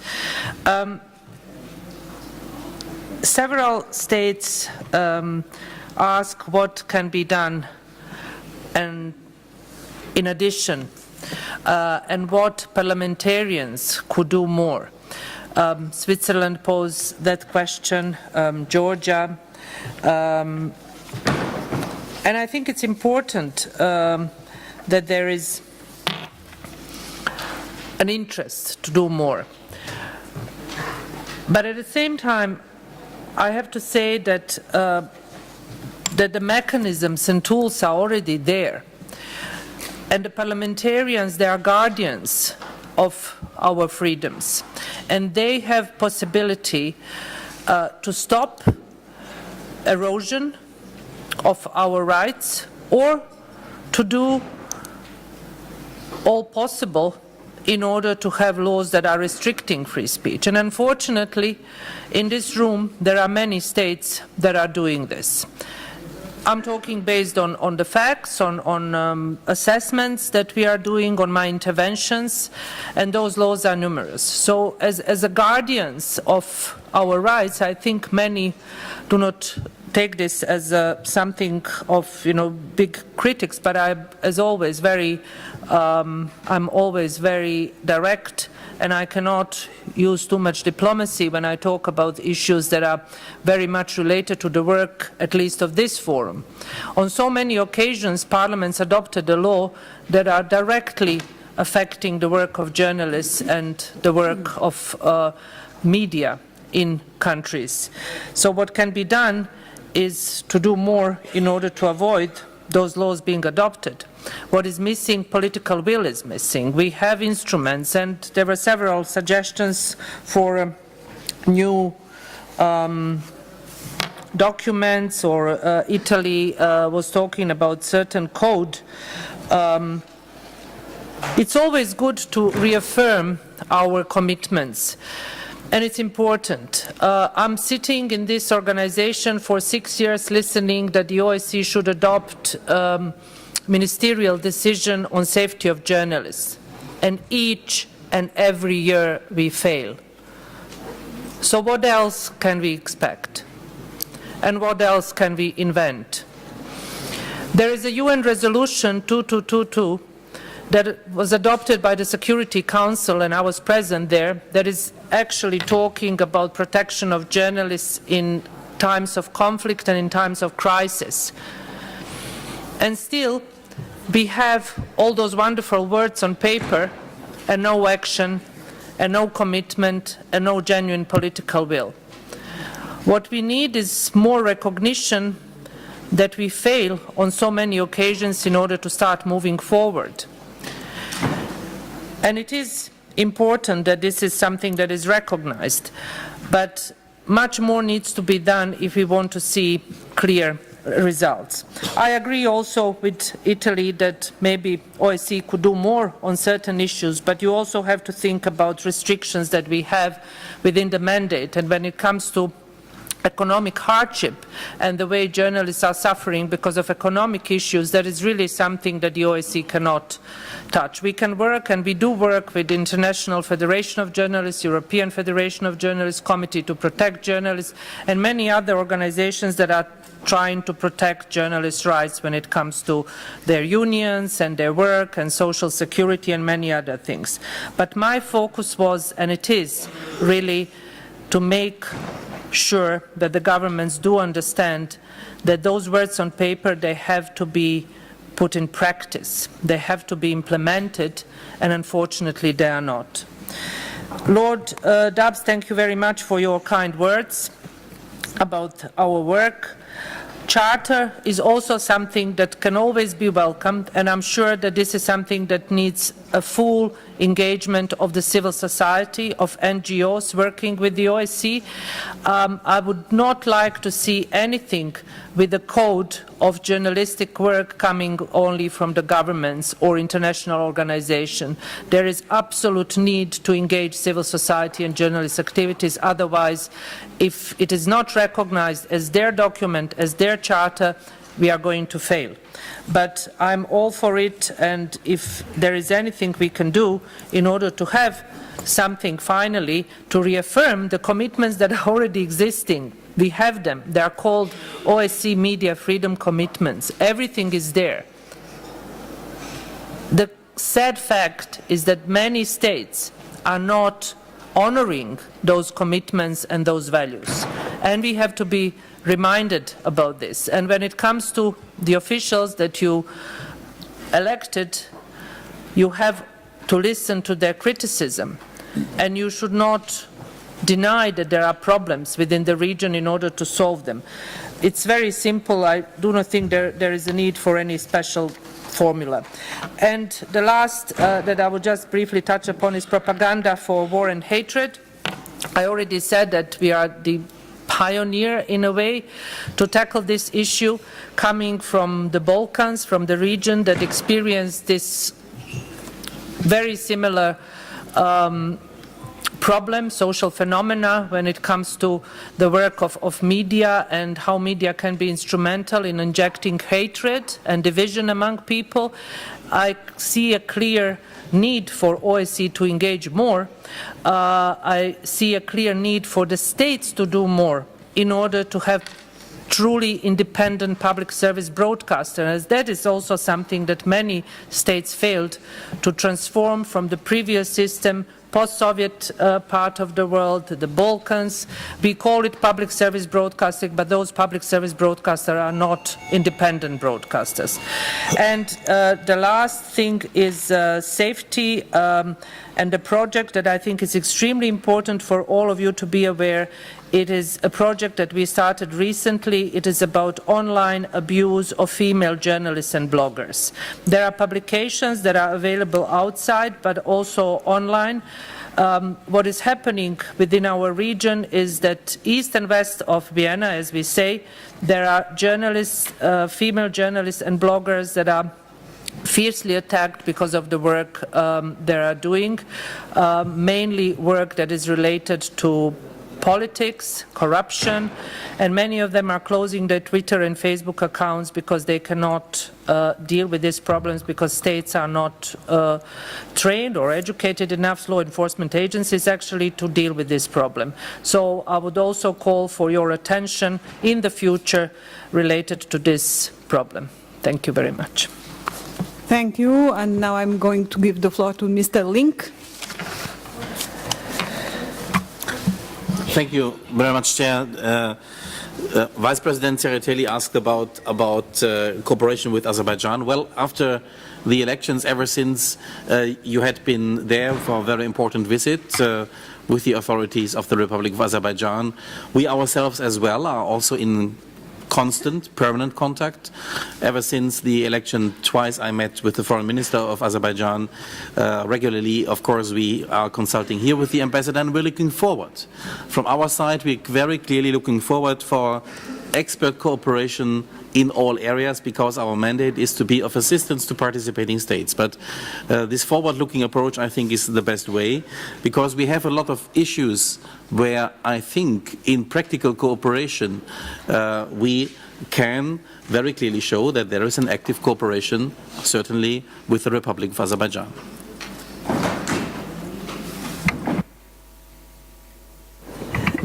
Ambassador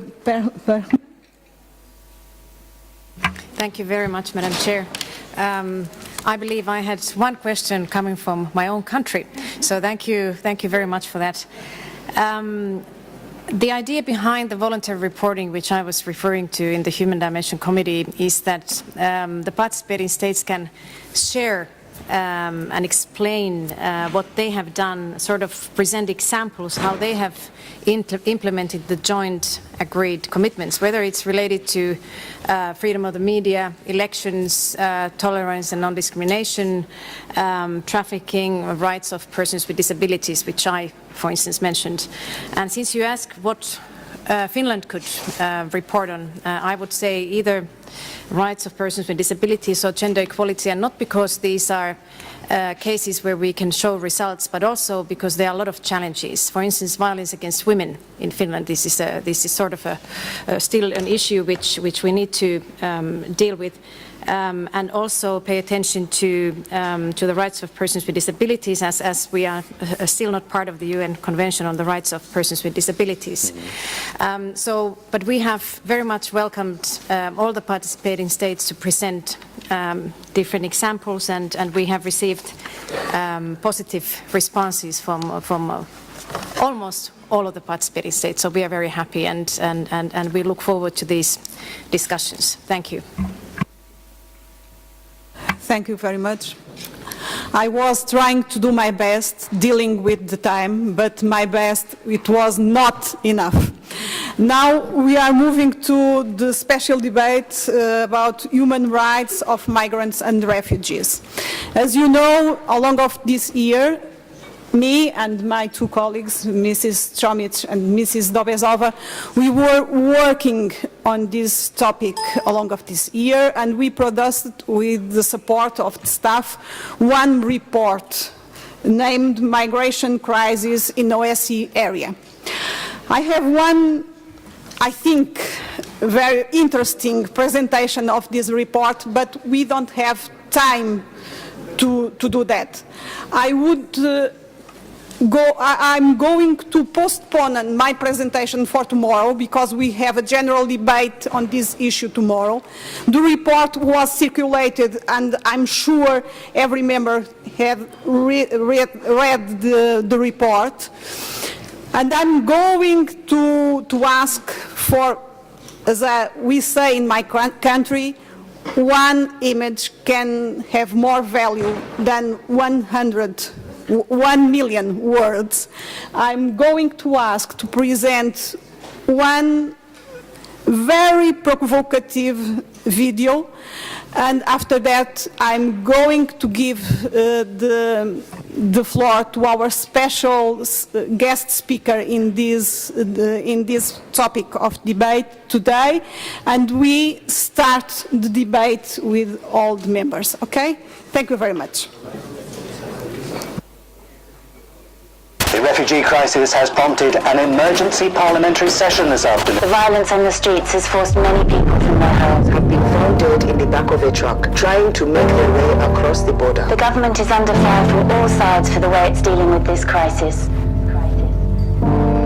It was bad at home.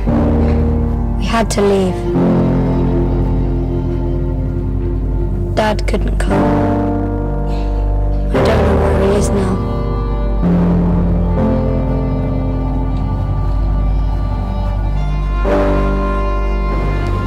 Mum says we're going somewhere safe. She's trying to be brave. Someone told me these boats sink all the time.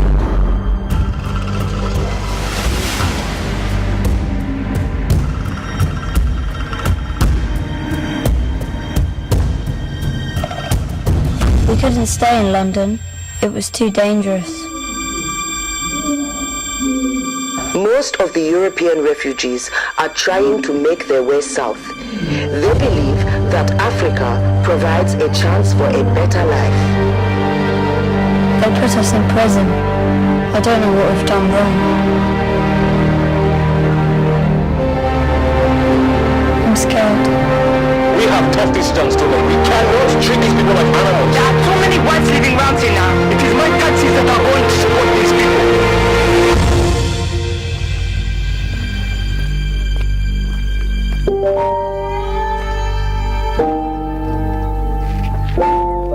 With no end in sight to the migrant issue, the government must be wishing that the problem would just go away. But that doesn't look likely. Back to you.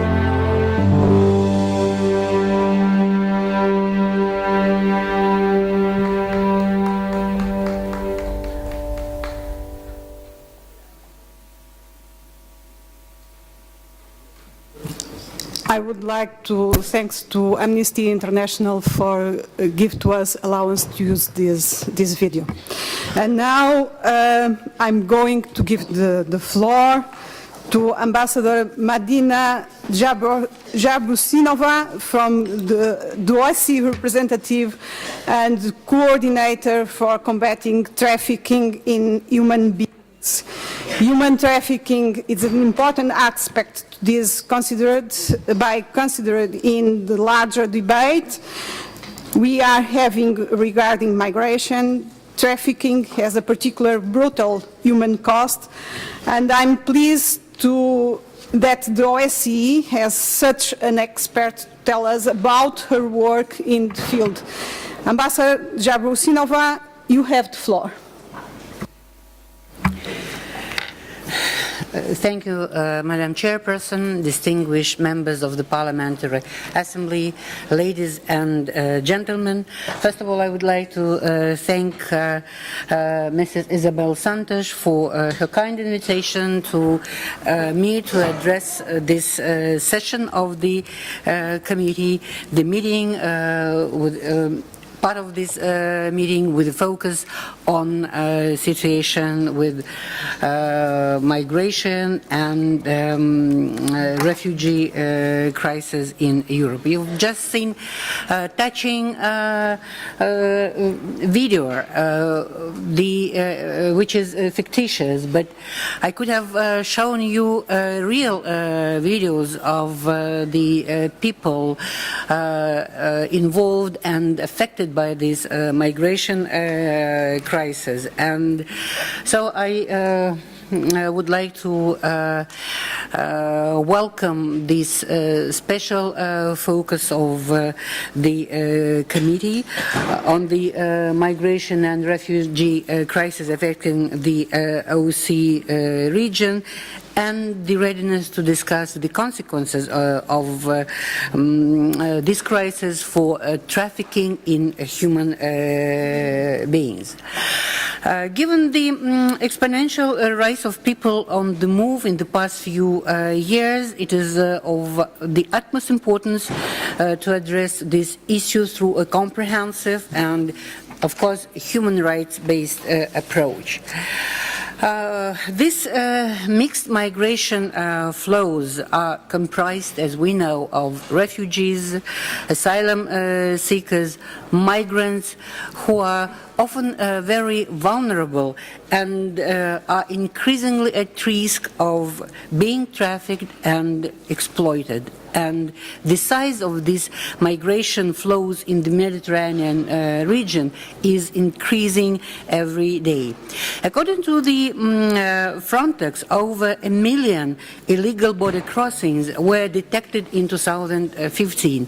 This is 6 times the number detected in 2014. Encountering difficulties in distinguishing between refugees on the one hand and economic migrants on the other, authorities along the Western Balkan route are progressively closing their borders to migrants not fleeing war-torn countries or introducing border controls in an attempt to limit the flow of migrants. While recognizing that effective border controls are an essential part of combating transnational threats, we should be realistic and about expectations. Shutting down borders and leaving thousands of migrants stranded at border crossings with no access to alternative options will only increase the migrants' reliance on smugglers or traffickers. The complexity of these migration flows also makes it difficult to draw a line between smuggling trafficking and movement of people fleeing war and persecution or seeking better lives. The reality is that states' robust measures against irregular migration flows have unintended consequences which may increase the vulnerability of refugees and migrants to trafficking. And in fact, routes have become longer, more difficult, expensive and risky, and as a result, migration has become progressively more fragmented with numerous stopovers.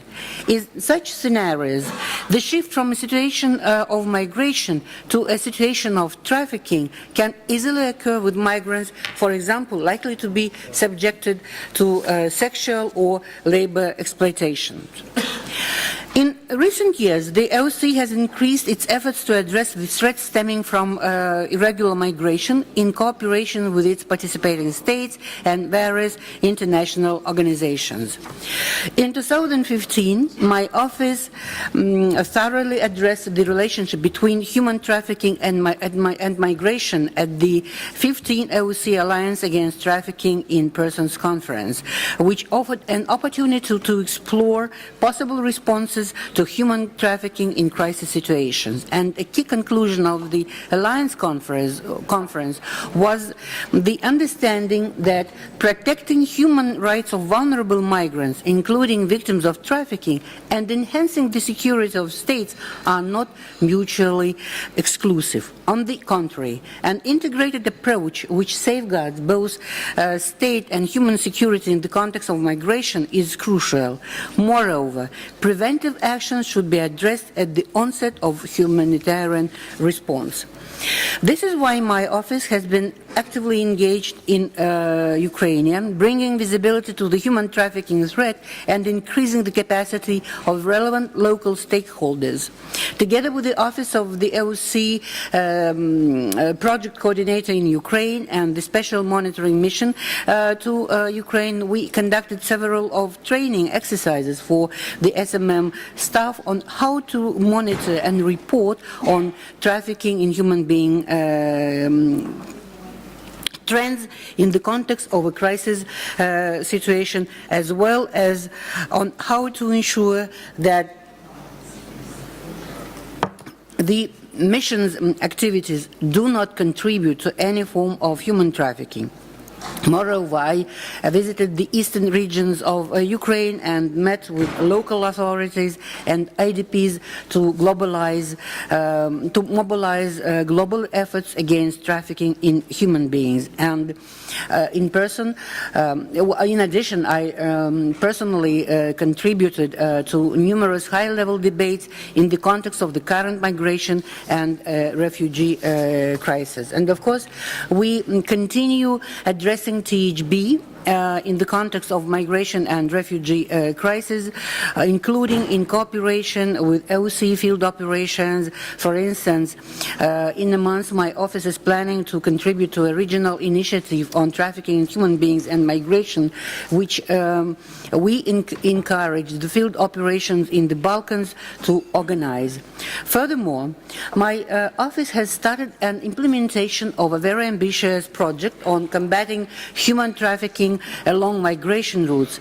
This is a simulation-based learning exercise aimed at enhancing the capacities of various stakeholders to comprehensively respond to trafficking in human beings along migration routes and to improve identification of victims and assistance to them.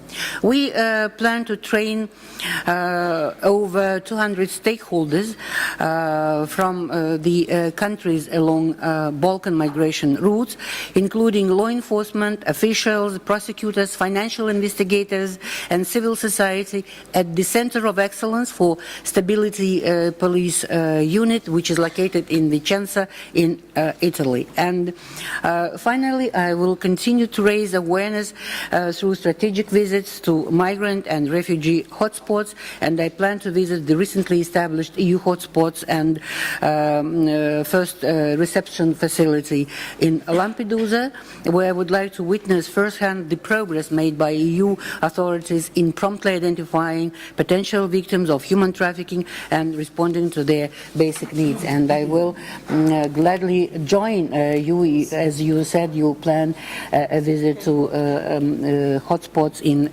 Greece. Despite the undeniable security challenges posed by the migration flows, it is the vulnerable human being on the move who needs and deserves protection, and who should be at the center of our discourse on migration and trafficking. And it is precisely my duty to prioritize the protection of human rights and dignity of all potential victims of human trafficking, including among refugee migrants. I would like to commend the strong commitment of the OSCE parliamentarians to address the current migration and refugee crisis, in particular by recalling the 2015 resolution in which the Assembly urged national governments and other stakeholders to promote and protect the rights of people, especially children on the move, who are particularly vulnerable to exploitation. And I am sure you were shocked by the recent EU figure of about 12,000 of unaccompanied minors who crossed the EU border and have disappeared. We may expect that they have fallen into hands of traffickers. Finally, I would like to praise the Parliamentary Assembly for raising human trafficking concerns and promote dialogue with the OSCE, in particular the Assembly's recent resolution on responsibility to combat human trafficking in government contracts for goods and services. I recently met Congressman Chris Smith during my country visit to the United States, where we had very fruitful discussion on issues related to human trafficking. And I want to thank the OSCE Parliamentary Assembly Special Representative on Combating Trafficking in Human Beings for strong support and cooperation with my office. The migration and refugee crisis illustrates the need to create more opportunities for safe and legal migration channels to European countries. States should set effective national mechanism to promptly identify and assist potential victims of trafficking. And on the other hand, similarly, or maybe even more efforts should be taken to better identify and bring perpetrators and traffickers to prosecution. The fragmentation of trafficking operations into a wide range of intermediaries make transnational criminal networks harder to detect and disrupt. As we have seen in other criminal organizations, trafficking networks adjust their structure and mechanisms to ever-changing political, social, and economic conditions. To conclude, I want just to emphasize that we should join forces to tackle the vulnerability of those on the move and ensure their adequate protection. Thank you for your kind attention. Thank you very much, Ambassador Jarbusinova. The floor is now open to debate. I have 12 delegates have already indicated that they would like to speak. We will have also tomorrow an opportunity to discuss this topic, and by that that have time for questions and answers, we finish the inscriptions. Please, you must understand, we don't have too much time. And I'm going to give the floor for one question and for 2 minutes to Dr. Fry from Canada. Thank you very much, Madam Chair. I want to be quick, but I want to focus us on the concept of the human rights. Human rights. Either we all agree that we are human, or we don't agree that we are human. And so human rights refers to everyone, those of us who are well off, economically stable, come from developed nations, and those people who are on the move. And that it is important that the OSCE take a really strong role in it. We are best, the people best prepared to do it because we are talking about security. When you have people on the move and when you have vulnerable populations and they do not have access to food and to shelter and to health care and to education, then what we have is an unstable presence within the OSCE. And this idea of being destabilized does not lend itself to peace and order and to security. So in fact, it's a catch-22 situation. If we worry that by taking care of migrants, we are looking at security issues, if we don't take care of the vulnerable population, we are creating security problems and destabilization. And we are the best group to do this because the cooperation issue, where we all share the burden of having to deal with these issues, where we are all on the lookout, we are all prepared to defend the security of our nations and of the people who move through them, and to remember that one day any one of us in our own nations could be in the same place. And so how do we think about this as our problem and not their problem? I think that's a really important thing to remember, that human aspect of it all. Our child could be lost somewhere. Our family could have no food and shelter because of things beyond our control. And so we always have to say, as my father used to tell me, there but for the grace of God go I. And if we are mindful of that, we are mindful of the humanity of the issue.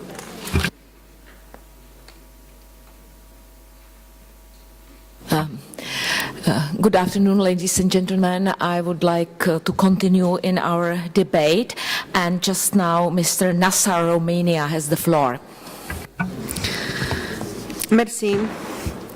Chers collègues, le respect des droits de l'homme et des libertés fondamentales se trouve au centre du concept de l'OSCE concernant l'approche unitaire de la sécurité. L'espace de l'OSCE est confronté à l'heure actuelle à des situations où des engagements de l'OSCE spécifiques à la dimension humaine ne sont pas respectés. Nous sommes préoccupés par la pression exercée sur la société civile, les journalistes et les défenseurs des droits de l'homme, les restrictions sur la liberté d'expression, d'association et de réunion, les disparitions forcées et la torture. Ces violations des engagements de l'OSCE sapent l'organisation. La Roumanie, en tant qu'amie de la dimension humaine, plaide constamment, se prononce constamment pour la mise en œuvre des engagements de l'OSCE dans ce domaine. La crise actuelle des migrants et des réfugiés est un défi à plusieurs niveaux.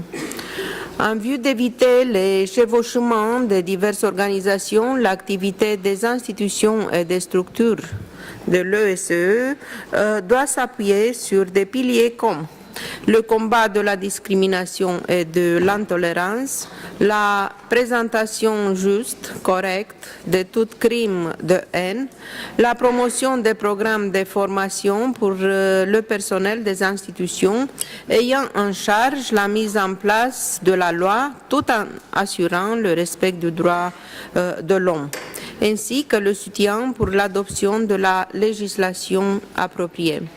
Mon pays, à côté des autres pays membres de l'Union européenne, se prononce en faveur du respect des droits de l'homme et des libertés fondamentales pour tous les citoyens, y compris les migrants et les réfugiés. La Roumanie agit de manière solitaire tout en contribuant à l'effort commun au niveau de l'Union européenne qui se traduit par la mise en place des mesures agréées jusqu'à présent en ce qui concerne la relocalisation, mais aussi en ce qui concerne les contributions financières aux activités déployées par les organisations humanitaires. La stabilisation des zones de conflit peut faire arrêter la vague de réfugiés qui arrivent en Europe et peut apporter une contribution à la création des prémices nécessaires pour le retour en toute sécurité des personnes réfugiées dans les pays d'origine. La Roumanie, dans sa qualité d'État partie aux conventions européennes et internationales dans la matière, déploie des efforts pour assurer le plein respect des droits et des libertés fondamentales des migrants et des réfugiés, ainsi que les ressources nécessaires pour le respect des standards internationaux dans la matière. Je vous en remercie pour votre attention. Thank you. And just now, I would like to give the floor to Mr. Tilson from Canada. Thank you, Madam Chair, for giving me the opportunity to participate in this important discussion. And thank you, Madam Ambassador, for your remarks and for your work on this issue. In the context of this debate on the human rights of migrants and refugees, I'd like to raise the issue of human trafficking.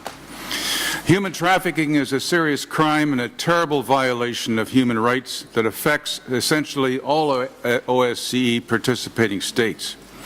We know this crime is on the rise globally due to factors such as increased migration, technological developments, and the high revenues it generates, rivaling the profits of arms and drug trafficking. The current migrant and refugees crisis puts more individuals at risk of being trafficked. Smuggling networks are involved in trafficking and profit from the vulnerable situation of people on the move. According to Europol, Madam Chair, 10,000 child refugees have disappeared after arriving in Europe. Where have they gone? It's a grave risk that they may be subject to sexual exploitation. We must work to prevent human trafficking and convict those involved and to assist the victims, such as those young refugees. We must also punish those who purchase sex from these individuals. To end human trafficking, we must draw from the best practices and ensure that sufficient financial and human resources are in place. I'm pleased to hear that the OSCE ODIHR funding to combat human trafficking has been reinstated after being cut in 2014. In closing, Madam Chair, I would like to thank Representative Chris Smith of the OSCE PA Special Representative on Human Trafficking Issues for his tireless work in the fight against human trafficking. I'm reassured to know that he's working day in and day out on this issue, as are many others at the OSCE and OSCE PA. In a context where there are thousands of people on the move in unfamiliar surroundings, often with very little money, we must be proactive in preventing human trafficking. I urge that particular attention be given to the new risks created by the current migrant and refugee crisis. We must act collectively and also within each of our countries, to prosecute the criminals that prey on vulnerable individuals and to develop programs to prevent trafficking in persons and to provide supports for those who have been trafficked. Thank you very much, Madam Chair. Thank you very much. And just now, I would like to give the floor to Mr. Hadjiani from Cyprus. Thank you, Madam President. It is indisputable that the safe arrival of refugees, as well as of migrants, is a basic human right. However, despite the repeated calls by relevant international institutions, including the Commissioner of Human Rights of the Council of Europe, states focus primarily on stringent border controls. In this respect, unilateral measures, as the ones seen in recent days, only harm the prospects of a viable European response.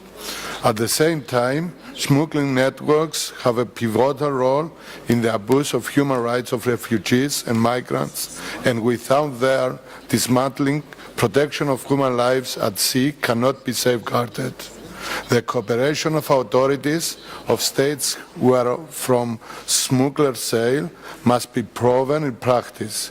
In this framework, we look forward to the implementation of the EU-Turkey Joint Action Plan, underlining additionally that the full implementation of readmission agreement vis-à-vis all member states is part and parcel.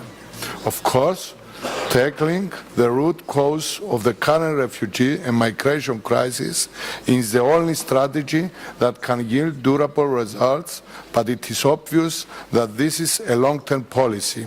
It implies adequate enhanced development cooperation between Europe and, of course, other wealthy nations on the one hand and countries of origin and transit on the other, including not only considerable increased financial support, but more importantly, viable economic projects which would contribute to sustainable development of Europe's periphery.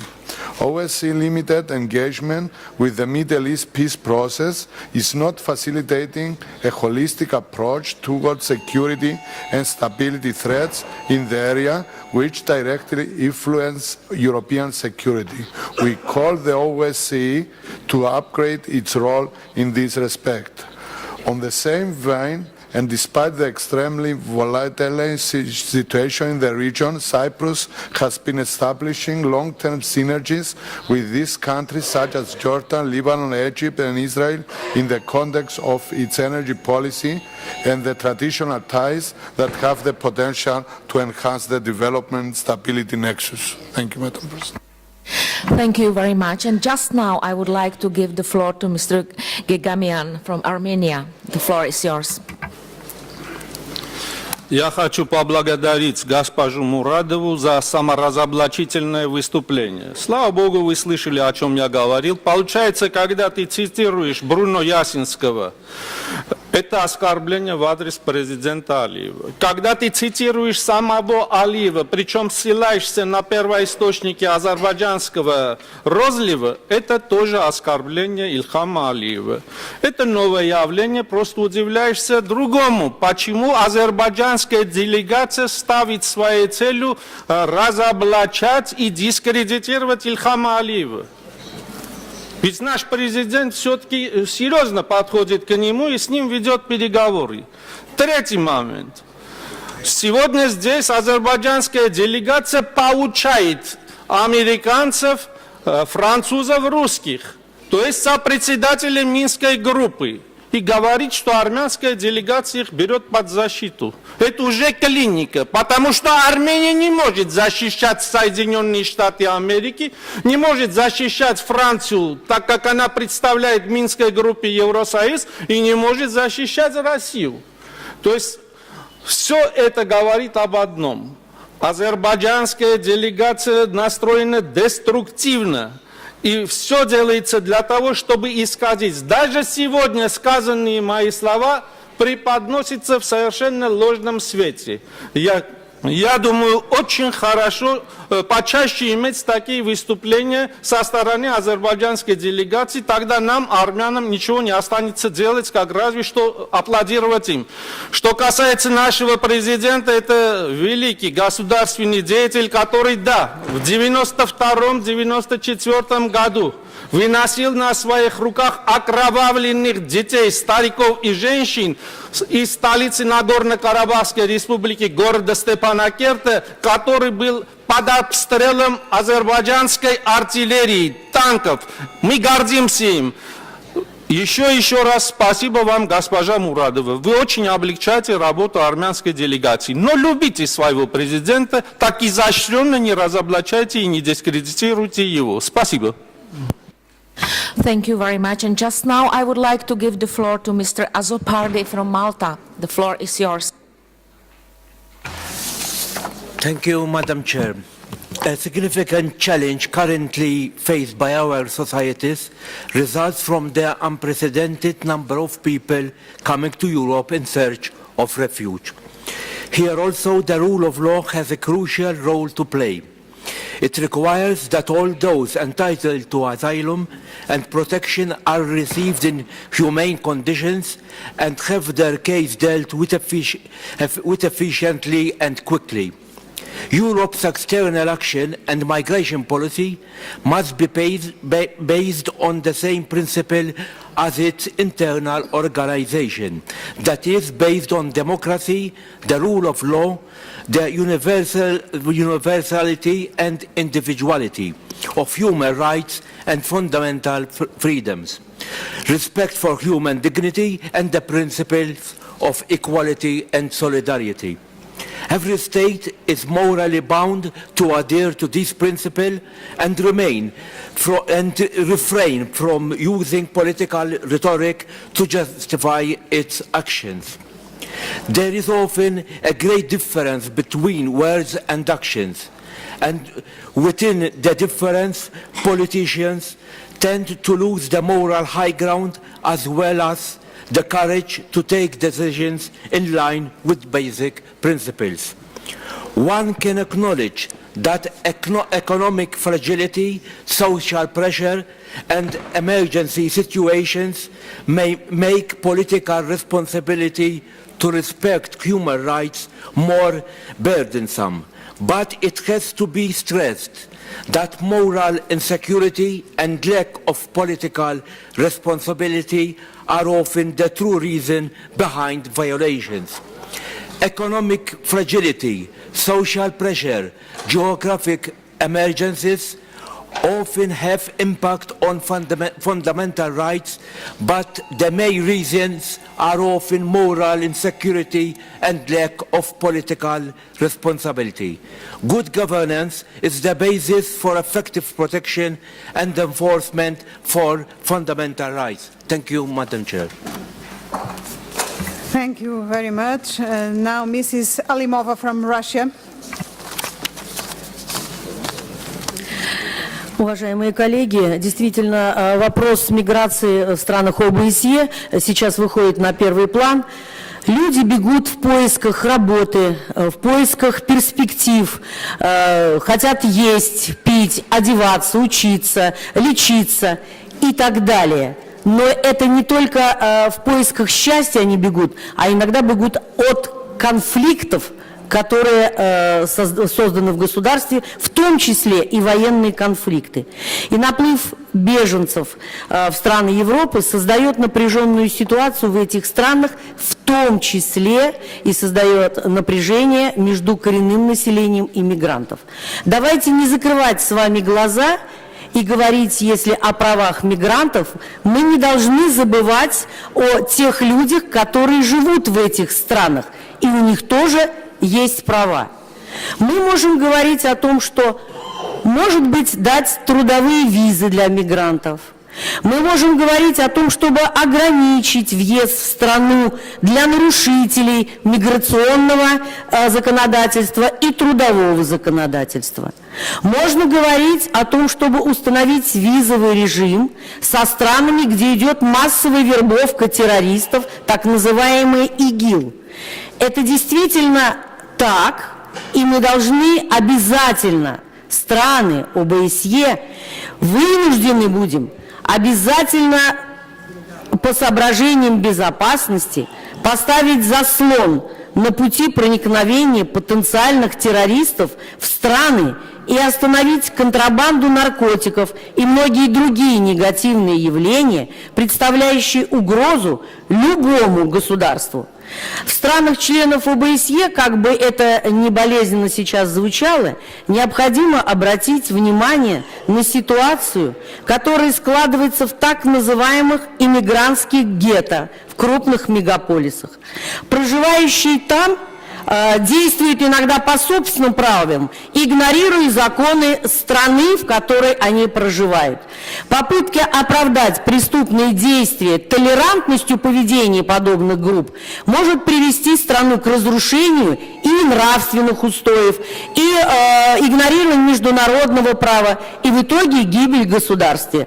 Поэтому я хочу, чтобы мы с вами обсуждали и ту, и другую сторону. Права и беженцев, и права коренного населения страны. Спасибо. Thank you, Mr. Psychogios from Greece. Thank you very much, Madam Chair. Dear colleagues, it's without doubt that the refugee and migration flows remain the major issue that put to a test the EU's unity and ability to respond to an international problem, but in a way that is compatible to our fundamental principles and values and does not challenge relevant provisions of international law, such as the Geneva Convention. Greece, situated at EU's external border, being disproportionately burdened during the last months, did and continues to do its utmost to rescue refugees fleeing from war while they struggle on their perilous journey in the Aegean Sea. We have already rescued 150,000 people, while 900,000 people have passed our external borders from beginning of 2015.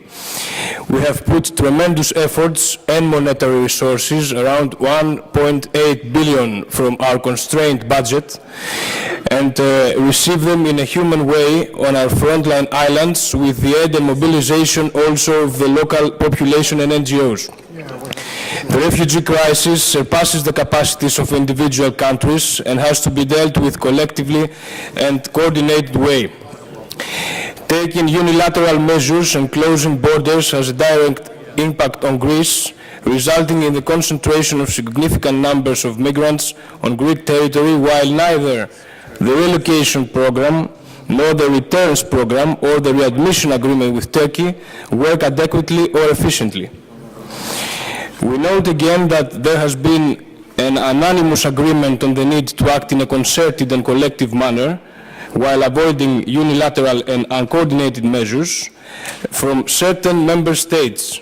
This was confirmed from the European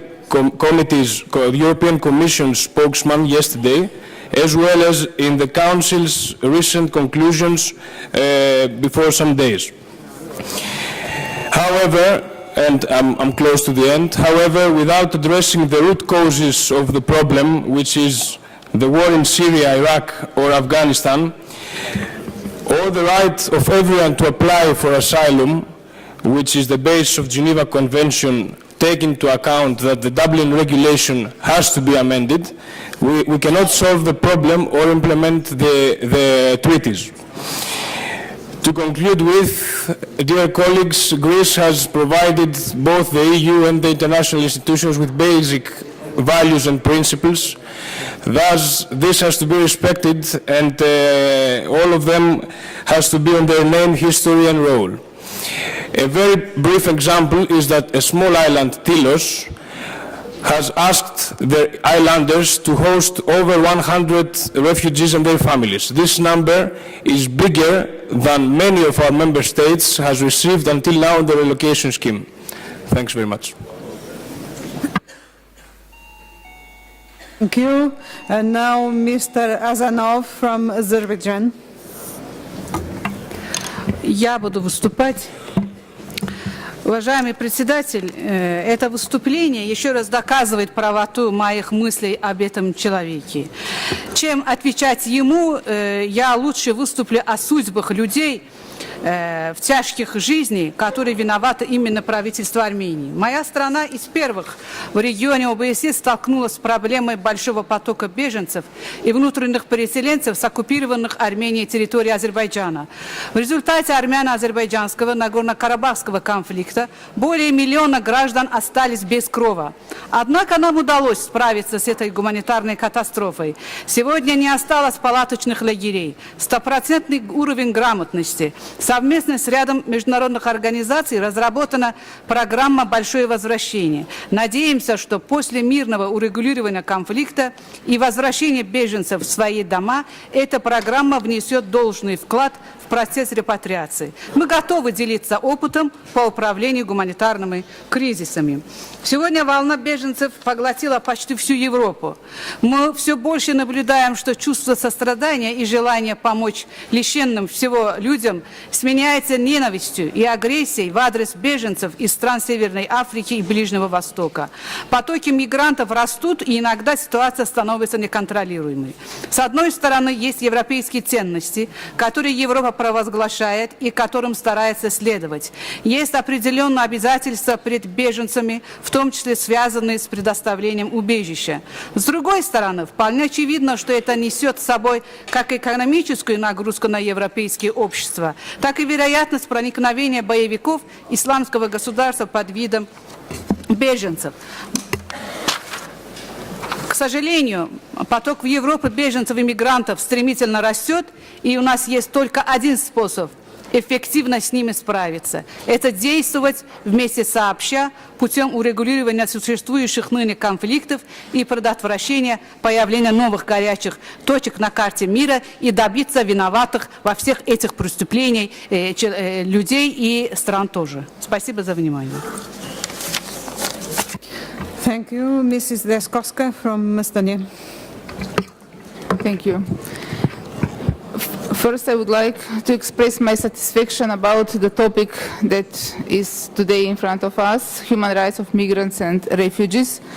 I would like to stress again that Macedonia is on the Balkan route of migrants and refugees.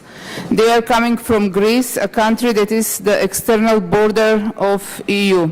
Our data estimate that more than 800,000 migrants have entered and transited through Macedonia since January 2015. According to our data, there was a day in which 10,400 migrants entered in our country just in one day. For us, as a country with less than 2 million population, it is a heavy burden. We have 2 transit relief centers with capacity of 2,000 people, and in this moment they are full.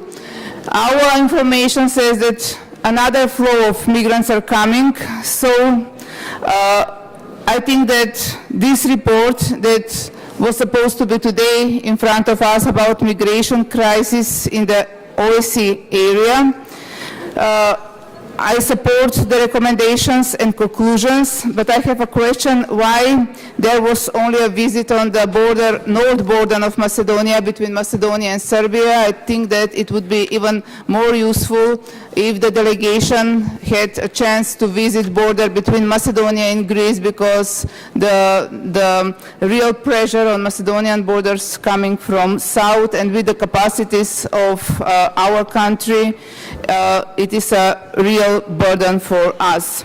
Also, on this report, I have a remark on the pages 4, 5, and 8. There is, I hope it is a mistake of the delegation, there is unacceptable acronym which is used, naming my country. That is offensive for our country and for our citizens. If you want to use shorter term for the temporary reference that is used for our country, please use Macedonia, not the reference that is used here. Thank you.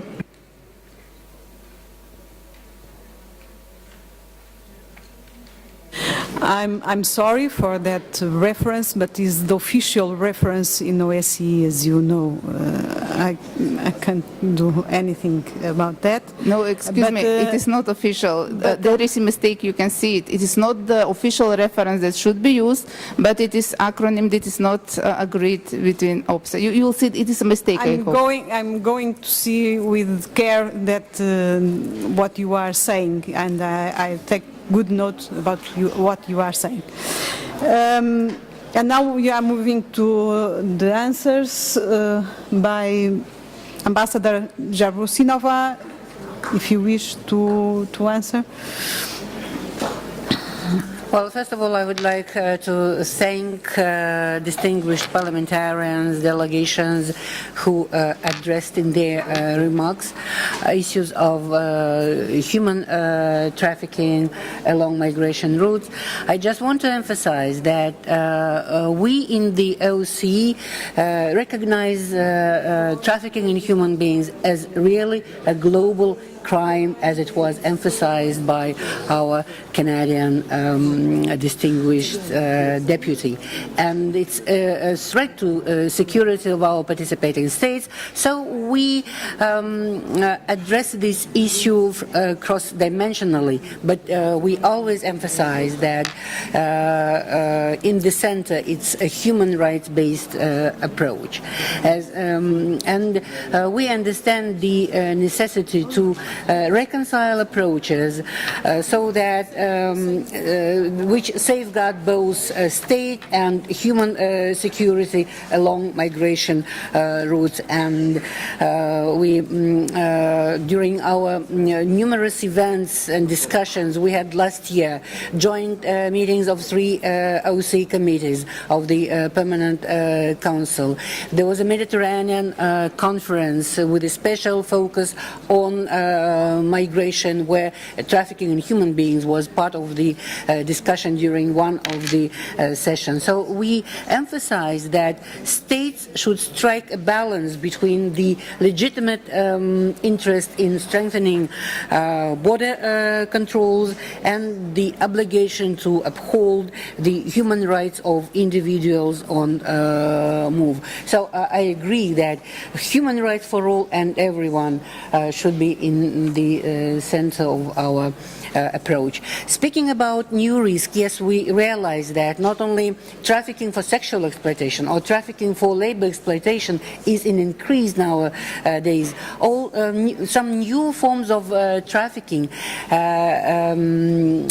have appeared, and they increase because I agree that the trafficking in human being is a very lucrative, very profitable crime. And if in 2012, the International Labour Organization estimated the annual profits of traffickers at about 150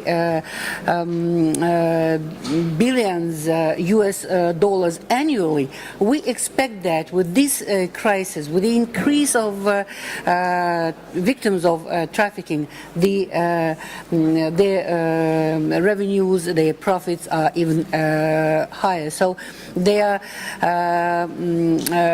very, to my regret, the traffickers are very innovative, and we, to my regret, we are behind them. That's why we try in our cooperation with our participating states, assisting our participating states, we bring into their focus the need to better identify victims of trafficking and traffickers, and the need to follow their profits. So we speak about the need to enhance criminal justice response and financial investigations. Yeah, thank you. Thank you very much. This concludes our special debate. I want to thank to the interpreters, to the procedural advisors, and to all the staff, and of course, a very great thank you to Andreas, to Maria Shapurina that is not here, to Richard, and to all that were helping us in this meeting. The delegation of Georgia, who will host our annual session this year in July, is now inviting us for a glass of wine outside of this room. They asked me to make this announcement. The announcement is made it. Thank you. Have a nice evening, a good rest, and see you tomorrow.